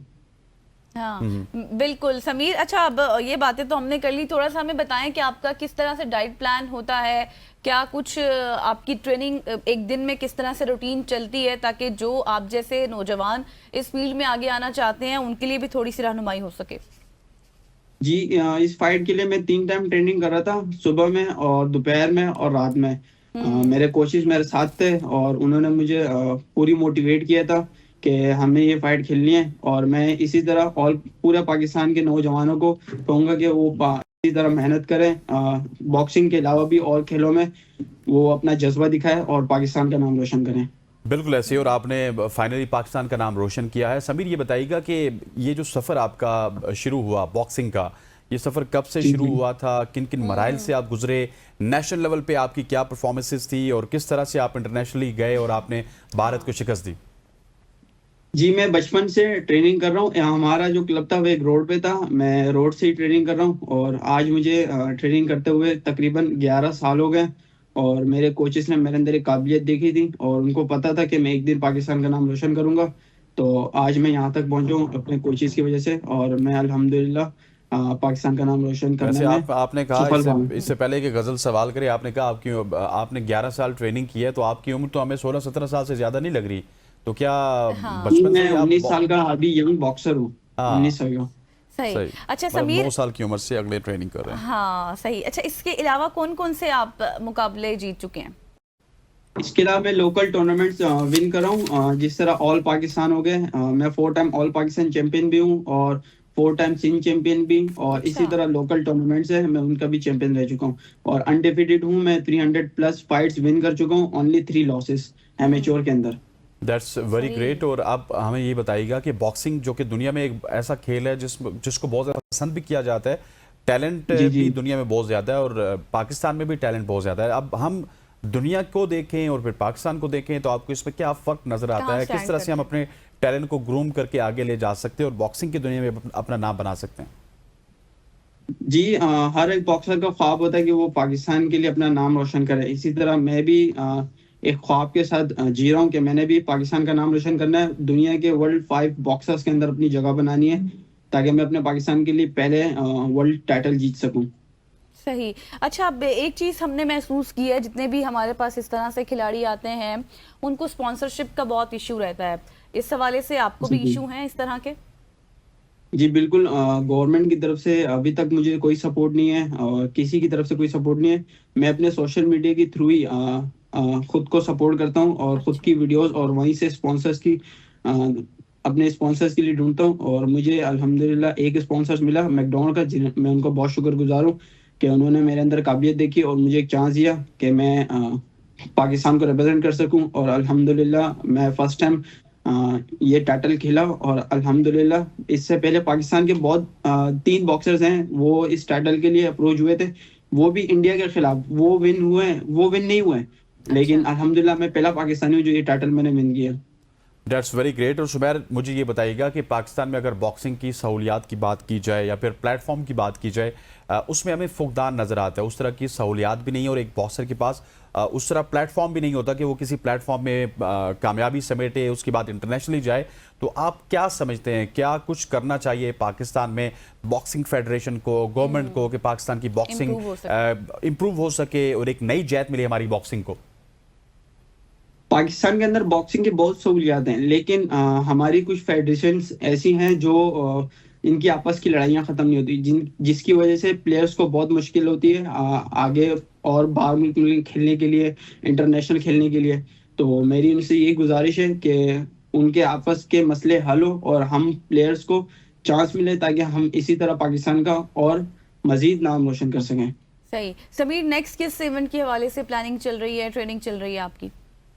इंशाल्लाह अभी मेरे पास ये टाइटल आ गया, इसके बाद एक और टाइटल है, उसके लिए मैं खेलूंगा और इंशाल्लाह उसके लिए फुल मेहनत करूंगा। और मेरी गवर्नमेंट से दरख्वास्त है कि वो मुझे आगे इंटरनेशनल के लिए और मजीद अप्रोच करे ताकि मैं पाकिस्तान का नाम रोशन करूं। इंशाल्लाह वो आपको अप्रोच भी करेंगे। समीर, मुझे ये बताइएगा कि आपने इंडियन हरीफ को हराया है, रवायती हरीफ को हराया, आर्च राइवल को हराया। सो ये मतलब आपकी जीत, आपने इसको किस तरह से सेलिब्रेट किया, कौम ने किस तरह से सेलिब्रेट किया, आपके करीबी दोस्त, आपके रिश्तेदार, क्या वो आपको अब उस तरह से कंग्रेचुलेट करते हैं जिस तरह से आप डिजर्व करते हैं, क्योंकि आपने तो आर्च राइवल को हराया? जी जी बिल्कुल, सब बहुत खुश थे और उनको क्रिकेट से भी बहुत उम्मीद थी कि क्रिकेट में भी पाकिस्तान अपना नाम रोशन करेगी, लेकिन अनफॉर्चुनेटली क्रिकेट में तो उन्होंने चैंपियनशिप नहीं जीती। जितनी बार भी इंडिया से खेले एशिया कप के अंदर तो वो हार गए और मैं अल्हम्दुलिल्लाह इंडिया के साथ मेरी फाइट थी तो मैंने विन की, तो वो बहुत खुश थे कि मैंने पाकिस्तान का नाम रोशन किया, वो भी इंडिया के खिलाफ। बिल्कुल एग्जैक्टली ऐसा ही है। अच्छा समीर, ये बताएं कि कितने राउंड्स थे आपके इस फाइट के और कितने राउंड्स में आपने इंडियन खिलाड़ी को बार बार शिकस्त दी आपने उसको, जितने भी राउंड्स आपने खेले, और इसमें इंजर्ड आप भी हुए? जी 8 राउंड की फाइट थी, बीच में अच्छा। 5वां और 6ठा राउंड ऐसा था कि उसमें मुझे थोड़ी इंजरी हो गई थी, तो मुझे ऐसा लग रहा था कि मैं फाइट हार जाऊं, लेकिन मेरे कोच शायर भाई हैं जो मेरे साथ यहाँ से गए थे, उन्होंने मुझे बहुत मोटिवेट किया। उन्होंने मुझे कहा तुम्हारा हरीफ जो है वो इंडियन है और तुम्हें हारना नहीं है, पाकिस्तान का नाम रोशन करना है। तो वहीं से मुझे मोटिवेशन मिली और वहीं से मैंने अपना बिल्डअप पकड़ा और मैं बिल्कुल क्लियर अपनी फाइट जीता और मैंने इंडिया को हराया। और इस पूरी चैंपियनशिप की अगर बात की जाए समीर, तो यहाँ पे आपने कितने मैचेस खेले, किस किस हरीफ को आप हरा के फाइनल में भारतीय हरीफ के सामने उनके साथ पंजा आजमा हुए? जी इस फाइट के लिए हमने चैलेंज किया था इंडिया को और मुझे पाकिस्तान बॉक्सिंग काउंसिल ने मुझे अप्रोच किया कि मैं इंडिया के खिलाफ खेलूंगा और वहां से जो इंडिया का चैंपियन था बंटी सिंह, वहां से वो अप्रोच हुआ था, तो हमारी तब जाके फाइट डन हुई थी और वो भी इंडिया में पहले नंबर पे और पाकिस्तान में मैं भी बहुत अच्छा फाइटर हूँ, तो इसलिए मुझे चांस मिला और मैंने इंडिया के खिलाफ ये फाइट खेली और अल्हम्दुलिल्लाह मैंने पाकिस्तान के लिए टाइटल जीता। सही। अच्छा समीर, मुझे ये भी आखिर में बता दें कि अभी जो आप नेक्स्ट मुकाबले का जिक्र कर रहे थे उसमें भी आपकी क्या इंडियन खिलाड़ियों के साथ ही फाइट है? जी ये पूरे वर्ल्ड के अंदर फाइटर्स होते हैं इंशाल्लाह, बहुत अब पता नहीं है कि कौन सा हरीफ आएगा, पाकिस्तान बॉक्सिंग काउंसिल और बॉक्सिंग मुझे कौन सा मुल्क से फाइट मिलेगी, तो इंशाल्लाह अच्छा। मैं बहुत उसकी फाइट के लिए भी तैयार हूँ कि मुझे अगर गवर्नमेंट सपोर्ट करती है तो इंशाल्लाह मैं उसके लिए भी पाकिस्तान का नाम रोशन करूंगा। और आप देखिए, आपको एक स्पॉन्सर तो मिल चुका समीर, लेकिन क्या अब आप जब इंडिया से जीते हैं और उसके बाद आपको मीडिया में भी इतनी पजीराई मिल रही है, सोशल मीडिया में भी इतनी पजीराई मिल रही है, तो स्पॉन्सरशिप के हवाले से भी किसी ने रब्ता किया आपसे? जी अभी तक तो नहीं की।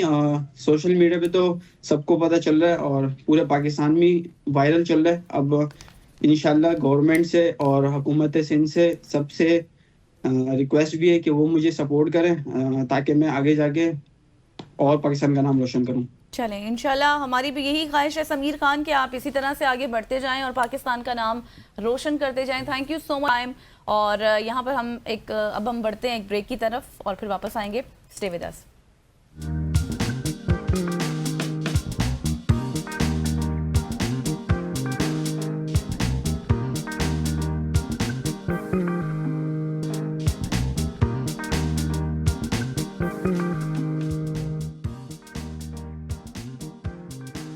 Welcome back after the break. और बहुत ही इंपॉर्टेंट टॉपिक है जिस पर अभी हम डिस्कशन करने वाले हैं, क्योंकि पाकिस्तान में शादी का बंधन तेजी से कमज़ोर होता जा रहा है और तलाक की शरह खतरनाक हद तक बढ़ती जा रही है। सिर्फ अगर पंजाब की बात की जाए तो गुज़श्ता 5 बरस के दौरान तलाक की शरह 34% तक हमने देखी है कि वो बढ़ी है। सिर्फ अगर रावलपिंडी के हवाले से मैं बात करूं तो रावलपिंडी की अदालतों में खुला के केसेस में रिकॉर्ड इजाफा हुआ है। इसके पीछे वजूहात क्या हैं? वसाइल की कमी, बदलते समाजी रवैये या फिर हमारी अदम बर्दाश्त? गैर इज़्दिवाजी ताल्लुकात और राबते में फुकदान बढ़ते हुए रुझानात के एक अहम असबाब करार दिए जा रहे हैं। लेकिन मेरा सवाल ये है कि क्या पाकिस्तानी माशरा एक ऐसे बहरान की तरफ बढ़ा है जहाँ शादी जैसे मजबूत रिश्ते की बुनियादें भी कमज़ोर होती जा रही हैं?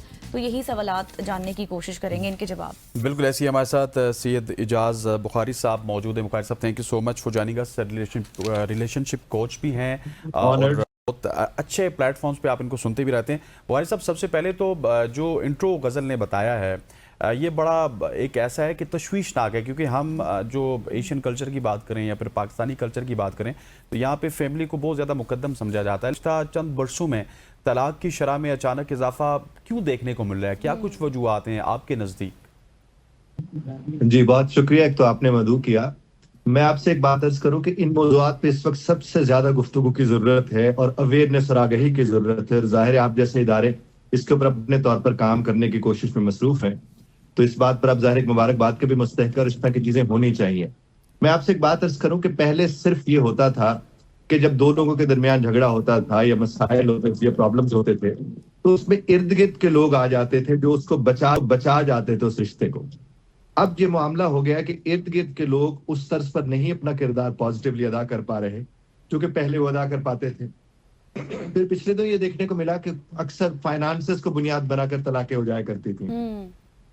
अब फाइनेंस भी कोई इतनी बड़ी वजह नहीं बन पा रहे हैं। बुनियादी वजह बन पा रही है कि दोनों एक दूसरे को समझने की कोशिश करने की बजाय इर्द गिर्द की ऑप्शंस के ऊपर ज्यादा गौर करना शुरू कर देते हैं।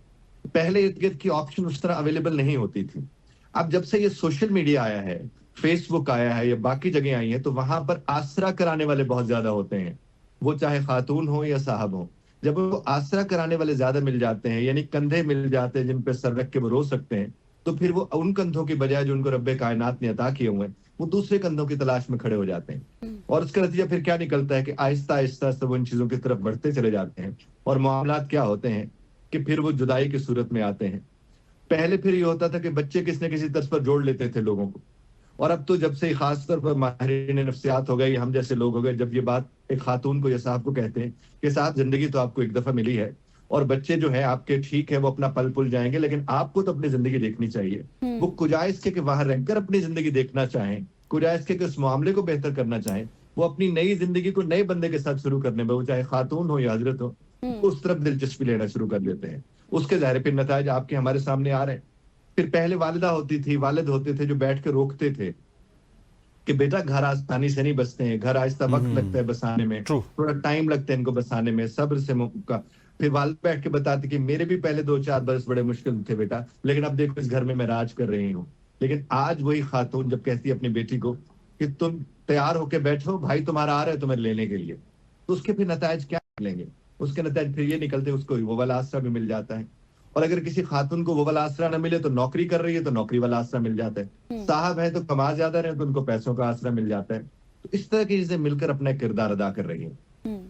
सही। अच्छा, अब इजाज साहब, मुझे जिस तरह से अभी अपने जवाब में आपने एक बात की, इकोनॉमिक हार्डशिप्स थी जिसकी वजह से हमने बहुत सारी शरह देखी बढ़ रही थी, फिर उसके बाद सोशल मीडिया का भी आपने जिक्र किया, मैं खुद भी खातून हूँ और मैंने एक चीज़ की नोट की है कि अब वुमेन्स जो हैं वो काफ़ी हमें नज़र आ रही हैं कि वो एजुकेटेड भी हैं, फिर इंडिपेंडेंट भी हो जाती हैं जब जॉब्स करती हैं, तो उसके बाद जो उनके अनहेल्दी रिलेशनशिप्स होते हैं या फिर शादियां होती हैं, आपको लगता है कि ये भी एक फैक्टर है कि जो ये वुमेन एम्पावरमेंट इस चीज़ को कमज़ोर कर रही है, या फिर अदम बर्दाश्त ही मेन वजह है? इस घड़ी हम वुमेन एम्पावरमेंट की बात करते हैं ना, तो अगर इसकी डेफिनेशन को अच्छी तरह समझ लिया जाए, हमारे यहाँ एम्पावरमेंट समझा जाता है फाइनेंशियल इंडिपेंडेंस को। एम्पावरमेंट का बुनियादी मतलब जो हम समझते हैं वो ये है कि क्या आप अपने आप को इमोशनली मैनेज कर सकते हैं। तो अगर तो आप अपने आप को इमोशनली मैनेज कर सकते हो तो आप एम्पावर्ड है, चाहे आप मर्द हो या आप कोई खातून हो। लेकिन हमारे यहाँ एम्पावरमेंट का मतलब इंडिपेंडेंस बेस्ड ऑन फाइनेंस है। तो जो ही आप फाइनेंस की बुनियाद पर देखते हैं और आप कहते हैं कि मर्द के साथ मेरा ताल्लुक इस बुनियाद पर था कि फाइनेंस मेरे वो देखता था, और अब तो मैं खुद अपने फाइनेंसेस देख सकती हूँ, और चूंकि मैं खुद देख सकती हूँ मुझे उसकी जरूरत नहीं रही। बिल्कुल, ये नहीं कि सब ऐसा सोचते हैं, लेकिन जाहिर एक तादाद है जो ऐसा सोचती है। exactly. और जब वो फाइनेंशियली अपने आप को इंडिपेंडेंट समझते हुए उस रिश्ते से अपने आप को तोड़ते हैं, तो बहुत कम होता है कि वो दूसरे या तीसरे रिश्ते तक पहुंचते पहुंचते अपने आप को संभाल पाए। फिर ऐसी खातून के पछतावे भी और नौयत के होते हैं। और ये बात सिर्फ खातून की हद तक नहीं है, हजरात भी जब उनकी बीवी बार बार उन्हें तंग करती है तो वो भी एक नया आसरा ढूंढने की तरफ खड़े हो जाते हैं। अंदाजा दोनों को बाद में जाकर ये अक्सर होता है कि वो जो थे उनके साथ पहले रिश्ते में मौजूद, वो काफी हद तक उनको ठीक समझ रहे थे। बाकी जहां तक आपने जिस पहलू की तरफ निशानदेही की, अदम बर्दाश्त या बर्दाश्त के हवाले से, तो साहब देखिए, वक्त के साथ साथ जब शॉर्ट्स और रील्स का वक्त आया तो उसका मतलब फोकस और अटेंशन का तो इशू आ गया। बिल्कुल। इसका मतलब हम किसी को उतनी देर सुन नहीं सकते हैं। अब हस्बैंड बात करे तो कहते लेक्चर देना छोड़ा, मुझे पता है तुमने क्या कहना है। खातून बात करे तो लेक्चर देना छोड़ा, मुझे पता है तुमने क्या बात करनी है। अगर ये दोनों कम्युनिकेशन स्टाइल्स के ऊपर काम कर लें, हम लोग इसके ऊपर बहुत काम करते हैं कि आपको बात करनी कैसे है और थोड़े वक्त में अक्सर बात जो है वो आप कैसे करेंगे, तो उसके नताइज निकलते हैं कि ये खुला की तरफ या तलाक की तरफ जाने से बच जाते हैं। ज्यादातर मैं आपके से अर्ज करना चाहूंगा, प्रॉब्लम सबसे ज्यादा कम्युनिकेशन स्टाइल्स के हैं। अगर इनके कम्युनिकेशन स्टाइल्स के ऊपर काम हो जाए, इन्हें सुनना सिखा दिया जाए, इन्हें एम्पथाइज करना सिखा दिया जाए, इनके इर्द गिर्द जो लोग मौजूद हैं उन्हें भी सुनना और एम्पथाइज करना सिखा दिया जाए, तो बिल्कुल इस तरह में उतनी ही तेजी से कमी आ सकती है जितनी तेजी से इजाफा हुआ था। बिल्कुल ऐसे। अच्छा बुखारी साहब, मुझे ये बताइएगा कि आपने इस हवाले से लाजमी तौर पे रिसर्च भी की होगी, फाइनेंशियल इंडिपेंडेंस की बात की है, गज़ल ने भी उसका आपने सैर हासिल जवाब भी दिया। मुझे ये बताइएगा कि क्या जो फाइनेंशियल इंडिपेंडेंस है या फिर हाउस वाइफ्स हैं, इन दोनों में, एक जॉब करती उन्हें एक हाउस वाइफ है, इन दोनों में तलाक की शरह के हवाले से भी कोई है कि किस में तलाक की शरह ज़्यादा है? बुखारी साहब, आप मुझे सुन पा रहे हैं?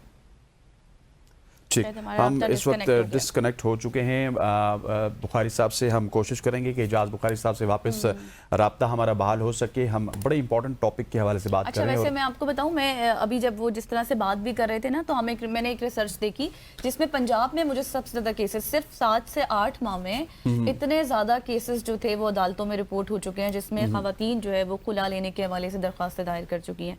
तो पंजाब में ये केसेस क्यों सबसे ज्यादा? बिल्कुल ऐसे, ये भी हम उनसे पूछेंगे। लेकिन मैं जो अभी जिसकी बात करूं, क्योंकि आपने उनसे सवाल किया था जो कि फाइनेंशियल इंडिपेंडेंस के हवाले से सवाल था। अब अगर फाइनेंशियल इंडिपेंडेंस एक अमल दखल है इसका, तो क्या हाउस वाइफ्स वाला जो खवातीन सिर्फ हैं जो कि अपने घर में रहती हैं और अपने शोहर के साथ ही उनकी फाइनेंशियल स्टेबिलिटी या इंस्टेबिलिटी या इंडिपेंडेंस का ताल्लुक होता है, तो वहाँ पे क्या तलाक की शरह होती है नहीं होती? दैट इज़ द क्वेश्चन जिसको हम चाहते हैं कि एजाज बुखारी साहब उसको एड्रेस करें। जो ही हमारा राब्ता उनके साथ बहाल होगा तो हम इस हवाले से बात करेंगे। बिल्कुल, अब गज़ल ठीक कह रही है कि पंजाब में हो गया, पंजाब में अब पंजाब में तलाक की शरह सबसे ज़्यादा हुई है।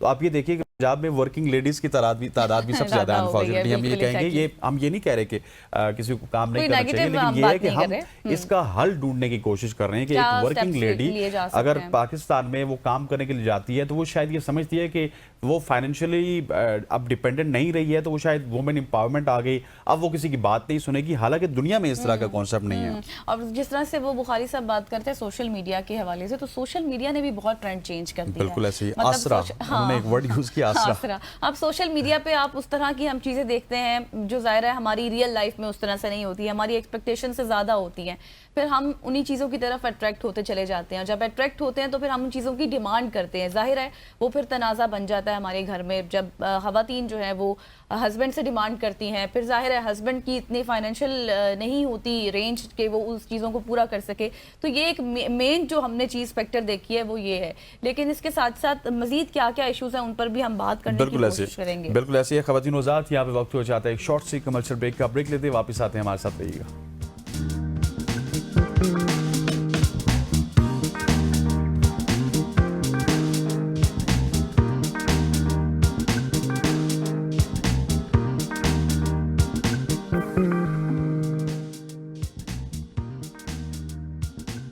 वेलकम बैक ख़वातीन और हज़रात। अब हम बात करेंगे सितारों की और कैसा रहेगा हमारा आने वाला हफ्ता, क्योंकि बहुत सारी डेवलपमेंट्स थी। स्पेशली पाकिस्तान इंडिया के मैच की बात की जाए तो उसको लेके हमने कल इन डिटेल बात की थी, तो हमारी दाऊद जी से बात नहीं हो पाई थी।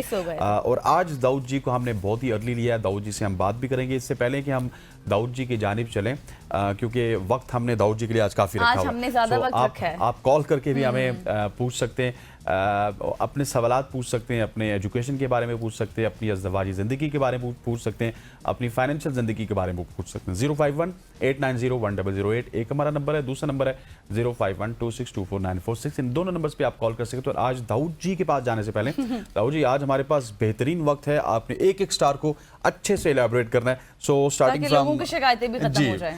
सबसे पहले आपको वेलकम करते हैं सर, बिस्मिल्लाह। अस्सलाम वालेकुम जनाब, ठीक है आप मुझे जो है वो आप लोगों को आज डिटेल से आपके स्टार्स भी बताने हैं और आप लोगों के सवालों जवाबात भी बताने हैं जी बिल्कुल, कि हम इसको रूहानियत से रिलेटेड भी करेंगे। सबसे पहले बात करते हैं एरीज बुर्ज हमल वालों की इस वीक की story of the week. Aries बुर्ज हमल वाले इस वीक में नेगेटिविटी से बाहर निकलेंगे, आपके माली मामला से मुतल्लिका अपॉर्चुनिटीज आ सकती हैं और काफ़ी चीज़ें एंड ऑफ द वीक में बेहतरी की तरफ जाएंगी।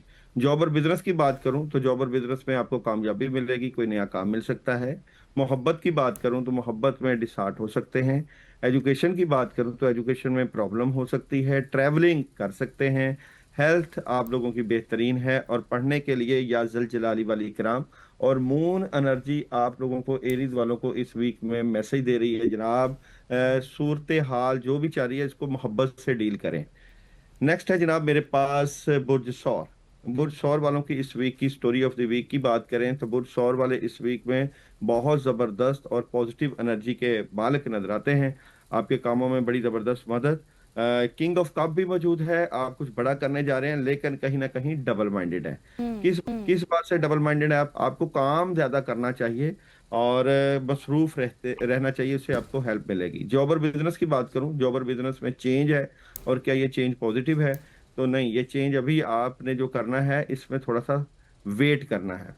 मोहब्बत की बात करूं, मोहब्बत में थोड़ा सा एहतियात कर सकते हैं, करनी भी चाहिए। एजुकेशन बेहतरीन है, ट्रैवल आप लोग कर सकते हैं, हेल्थ के मामला बेहतरीन है और पढ़ने के लिए या हय्यू या क़य्यूम 100 टाइम रोजाना और मैसेज मून एनर्जी का है। बड़ा सोचें, look at the big picture.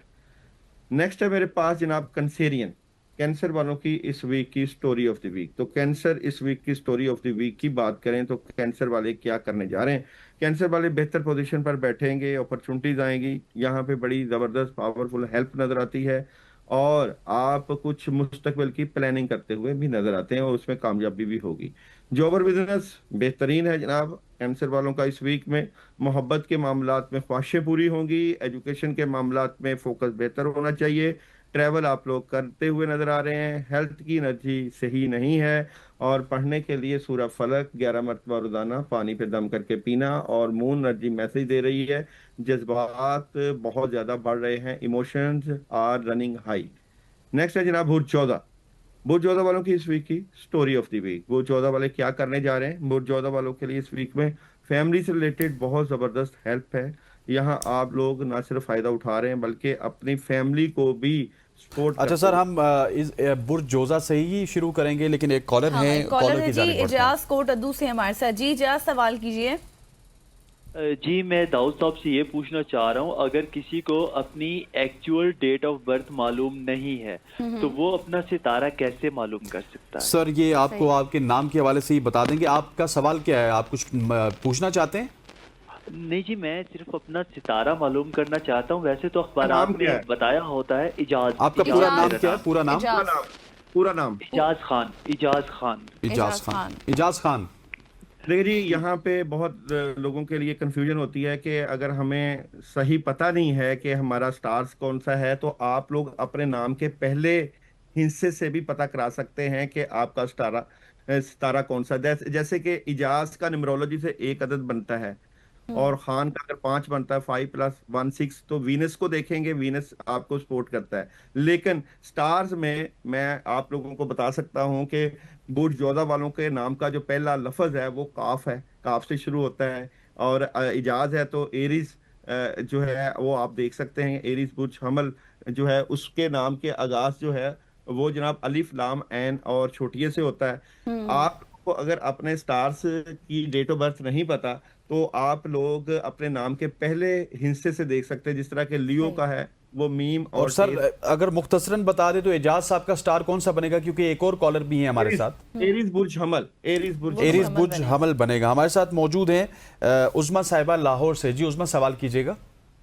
मेरे भाई की दिल पैदाइश है 19 जुलाई जी 19 जुलाई 1992। जी पूछना क्या चाह रही है?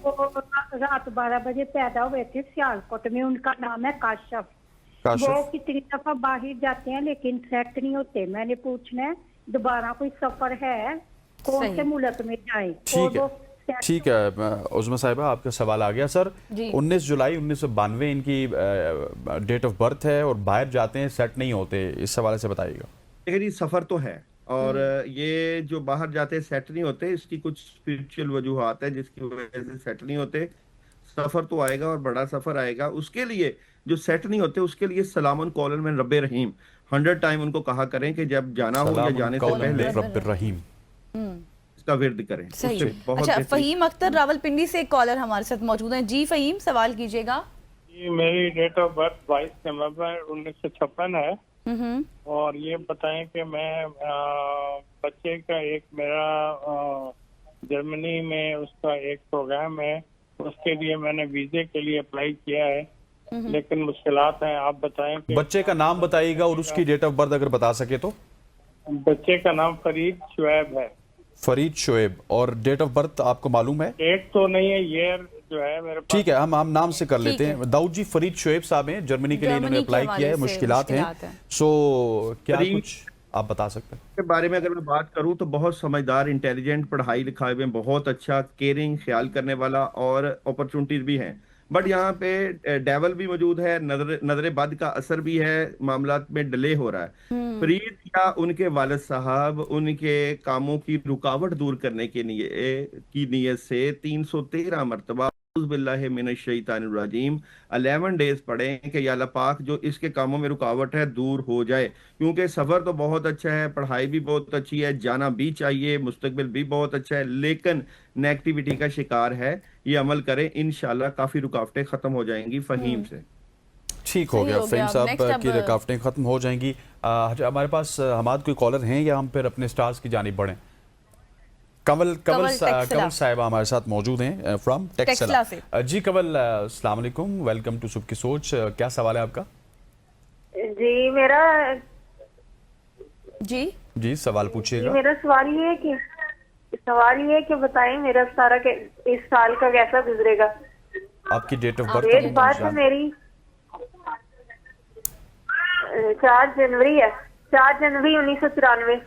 4 जनवरी 1993। ठीक हो गया कमल, थैंक यू सो मच। जी दाऊद जी, देखें इनका बेहतरीन वक्त आने वाला है, मामलात में बेहतरी आएगी। ये जरा जज्बाती ना हो और डिटर्मिनेशन हाई है। यहाँ पे ओवर थिंकिंग से बचें। इनको अपने कामों के लिए, अपने मामलात की बेहतरी के लिए या अल्लाह या रहमान 500 टाइम 11 डेज पढ़ना चाहिए। मुझे तो आने वाला वक्त बहुत बेहतरीन नजर आता है। सही हो गया, ठीक हो गया। नेक्स्ट स्टार की जाने पढ़ते हैं। अब हम कहाँ पढ़ते हैं? जोजा। वो जोधा वालों के जॉब और बिजनेस की बात करें तो जॉब और बिजनेस बेहतरीन नजर आता है। मैरिज और रिलेशन की बात करें, मैरिज और रिलेशन में थोड़ा सा एहतियात करिएगा। और एजुकेशन प्रॉब्लम में है, तुलबा तालबात को पानी के ऊपर औज़ बिल्लाह 21 मरतबा दम करके पीना चाहिए। ट्रैवलिंग अभी ना करें। हेल्थ की बात करें तो हेल्थ बेहतरीन है।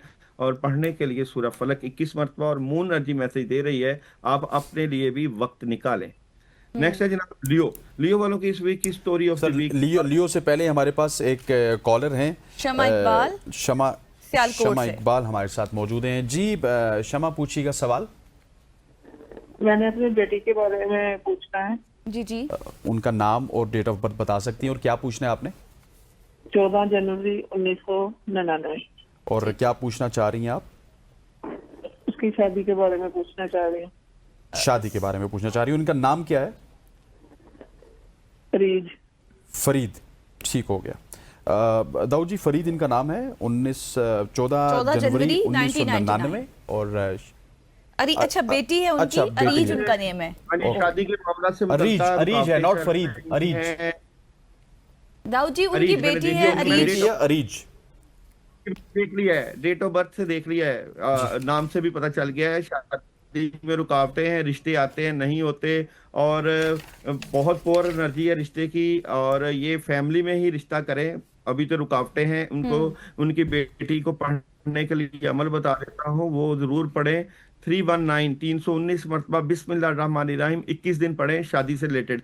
अच्छा, इनकी वालदा भी काफी पढ़ाइयाँ करती रहती हैं, इनको भी चाहिए, इनके भी सेहत के मसाइल नजर आते हैं। सूरह यासीन की पहली 9 आयात पानी के ऊपर दम करके लाजमी पीना शुरू करें, कम से कम 11 मरतबा पढ़ें, 11 दिन का अमल करें। सही। नौरीन लाहौर से हमारे साथ मौजूद हैं। जी नौरीन, अपना सवाल कीजिएगा। नौरीन, आप हमें सुन पा रही हैं? चलें जी, शाह मोहम्मद खान हमारे साथ अटक से मौजूद है। शाह मोहम्मद, आप सवाल कीजिएगा। सवाल मेरा ये है कि यार मेरा शाद मोहम्मद खान नाम है। जी जी। हेलो। जी जी जी जी, सवाल कीजिएगा। सवाल कीजिए। मैं ये कह रहा हूँ कि यार मैं रोजगार कर रहा हूँ बहुत अरसे से, और बस हर महीने रोजगार नहीं, बेरोजगारी बढ़ती जा रही है। मैं पैसे हर महीने 20-30 हजार रुपए उधार लेके निजाम चलाता हूँ। ठीक हो गया। आप ये पूछना चाह रहे हैं कि कब तक कैसे हालात रहेंगे शाह मोहम्मद साहब के? दाऊद जी, कोई अमल भी बता दीजिए। अच्छा, शाह मोहम्मद पैसे आते हैं, ऐसी बात नहीं कि पैसे नहीं आते, पैसे जाया हो जाते हैं बिकॉज ऑफ नेगेटिविटी। इनको एक पढ़ने के लिए पढ़ाई बताता हूँ। हर काम में रुकावट चल रही है, ये पढ़ें ला इलाहा इल्ला अंता सुब्हानका इन्नी कुन्तु मिनज़ ज़ालिमीन, और इसके साथ हस्बुनल्लाहु व निअमल वकील, निअमल मौला व निअमन नसीर। ये कंटिन्यूस पढ़ें 40 डेज, और 100 टाइम पढ़ें। ये रोजाना इंशाल्लाह कामों में बेहतरी आ 40 दिन जाएगी। लगातार पढ़ना है। सही। नौरीन लाहौर से एक बार फिर से हमें ज्वाइन कर चुकी है। नौरीन, अपना सवाल कीजिए। 19 जुलाई 1992, और 1992 नाम है शुमाइला, मेरी बेटी है। तो उनके हामद का नाम है काशिफ। उनमें है ना घरेलू लड़ाई झगड़े भी रहते हैं ससुराल वालों में भी, और उनके हामद बाहर जाते हैं लेकिन सेट नहीं होते। शुमाइला को गुस्सा भी बहुत आता है। जरा बताएं कोई नजर वगैरह तो नहीं हंसद? ठीक है दाऊद जी, सवाल आप तक पहुंच गए। मैंने देख लिया, सुन लिया जी। शमाइला की तबीयत खराब रहती है, कंधों पे वजन, सर पकड़ा रहता है, जिस्म सारा जकड़ा रहता है। रूहानी मसले शमाइला के बगैर वजह के घर में लड़ाई झगड़े शुरू हो जाते हैं। शमाइला को कहें 1 टाइम सूरह फलक और सूरह नास पानी पे दम करके खुद भी पिएं, और अपने मियाँ को भी पिलाएं, और घर में पानी का छिड़काव भी करें। रूहानी वजह है, और शादी से पहले ही शमाइला की तबीयत खराब रहती थी। सही हो गया। 26 अप्रैल 1994। नाम है इनका फैजान अल्ताफ। सर, इनके हवाले से बताइएगा, इनके जॉब्स के हवाले से बताइएगा कि नई जगह पे जाना चाहते हैं, ऑलरेडी 1-2 जॉब्स कर भी रहे हैं, सो ये किस तरह से स्टेप्स लें? डेथ कार्ड है, चेंज करना चाहते हैं, लेकिन यहाँ पे डरे हुए प्रेशराइज्ड है। अगर इनको चेंज करना चाहिए कि नहीं, तो चेंज अभी ना करें, वेट करें, क्योंकि कुछ चीजें इनको जब तक क्लियर नहीं होंगी तो चेंज नहीं आ रहा। अलबत्ता आगे जाके ये चेंज करेंगे तो बेहतर होगा, अभी वेट करें। सही। पढ़ने के लिए कोई अमल बता दें। हाँ जी, इनके लिए जो पढ़ने के लिए अमल है वो है 505 मरतबा ला इलाहा इल्ला अंता सुब्हानका इन्नी कुन्तु मिनज़ ज़ालिमीन। 21 दिन का अमल करें, क्योंकि प्रेशर हो जाता है, घबरा जाते हैं। सही। कामयाबी है लेकिन कामयाबी में 15 जनवरी 1993।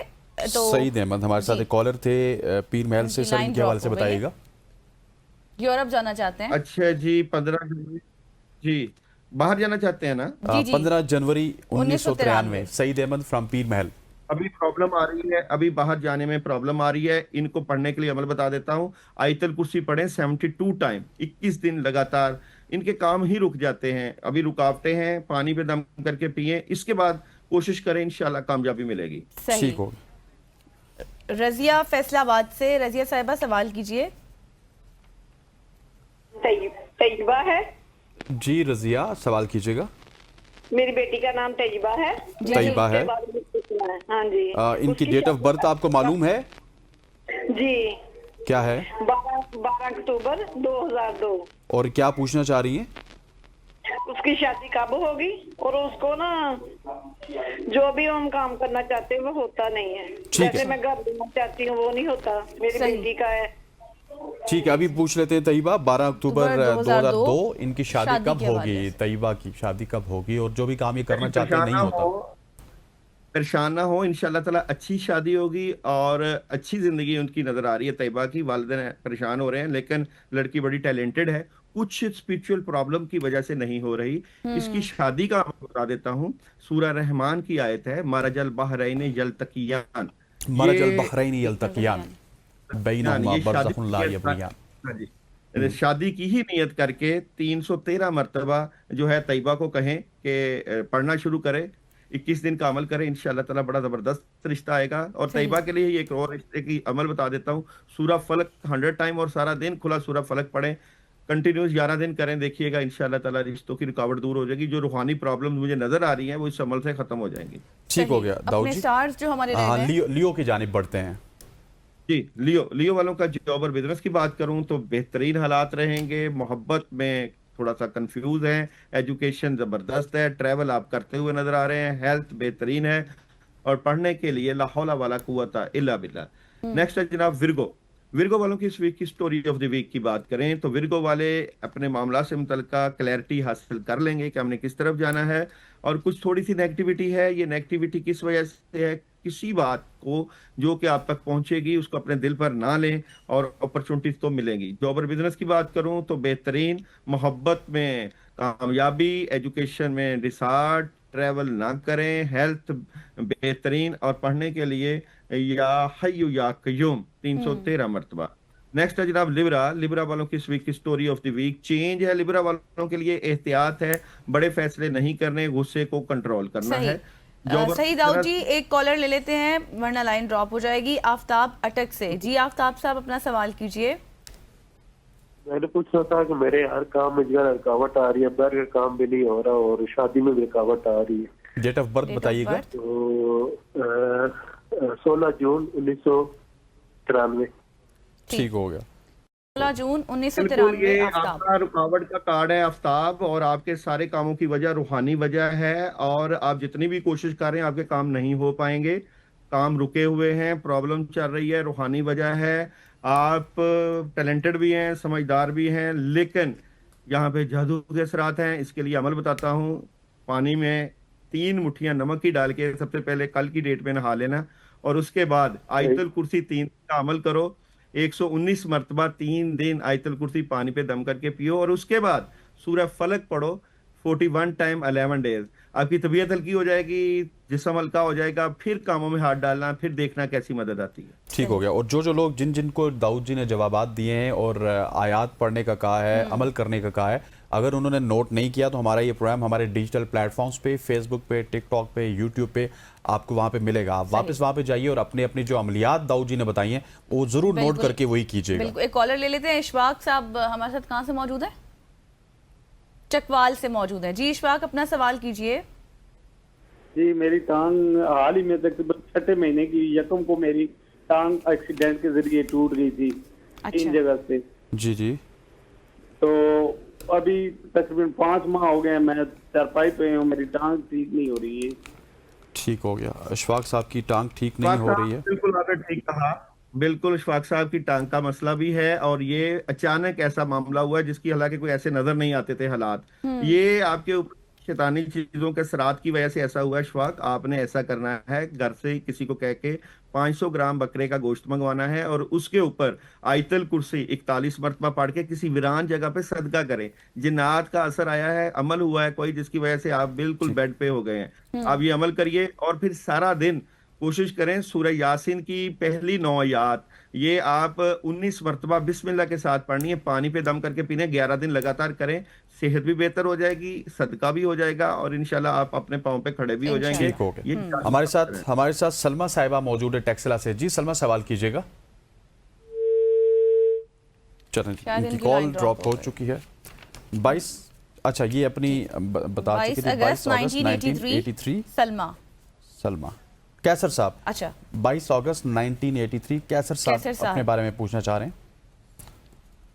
कैसर के बारे में पूछना है जी। कैसर के मामलात में बड़ी जबरदस्त कोई फैसला कर रहे हैं, फैसला करते हुए नजर आ रहे हैं, फैसले से कुछ घबरा रहे हैं, कुछ प्रेशराइज नजर आते हैं। अच्छा जी, इनको चाहिए कि सही, हाँ जी, हस्बुनल्लाहु व निअमल वकील निअमल मौला व निअमन नसीर 100 शुरू करें, इंशाल्लाह सारे कामों में मदद आएगी। ठीक हो गया Dawood ji. Back to Libra. Star रह गया था।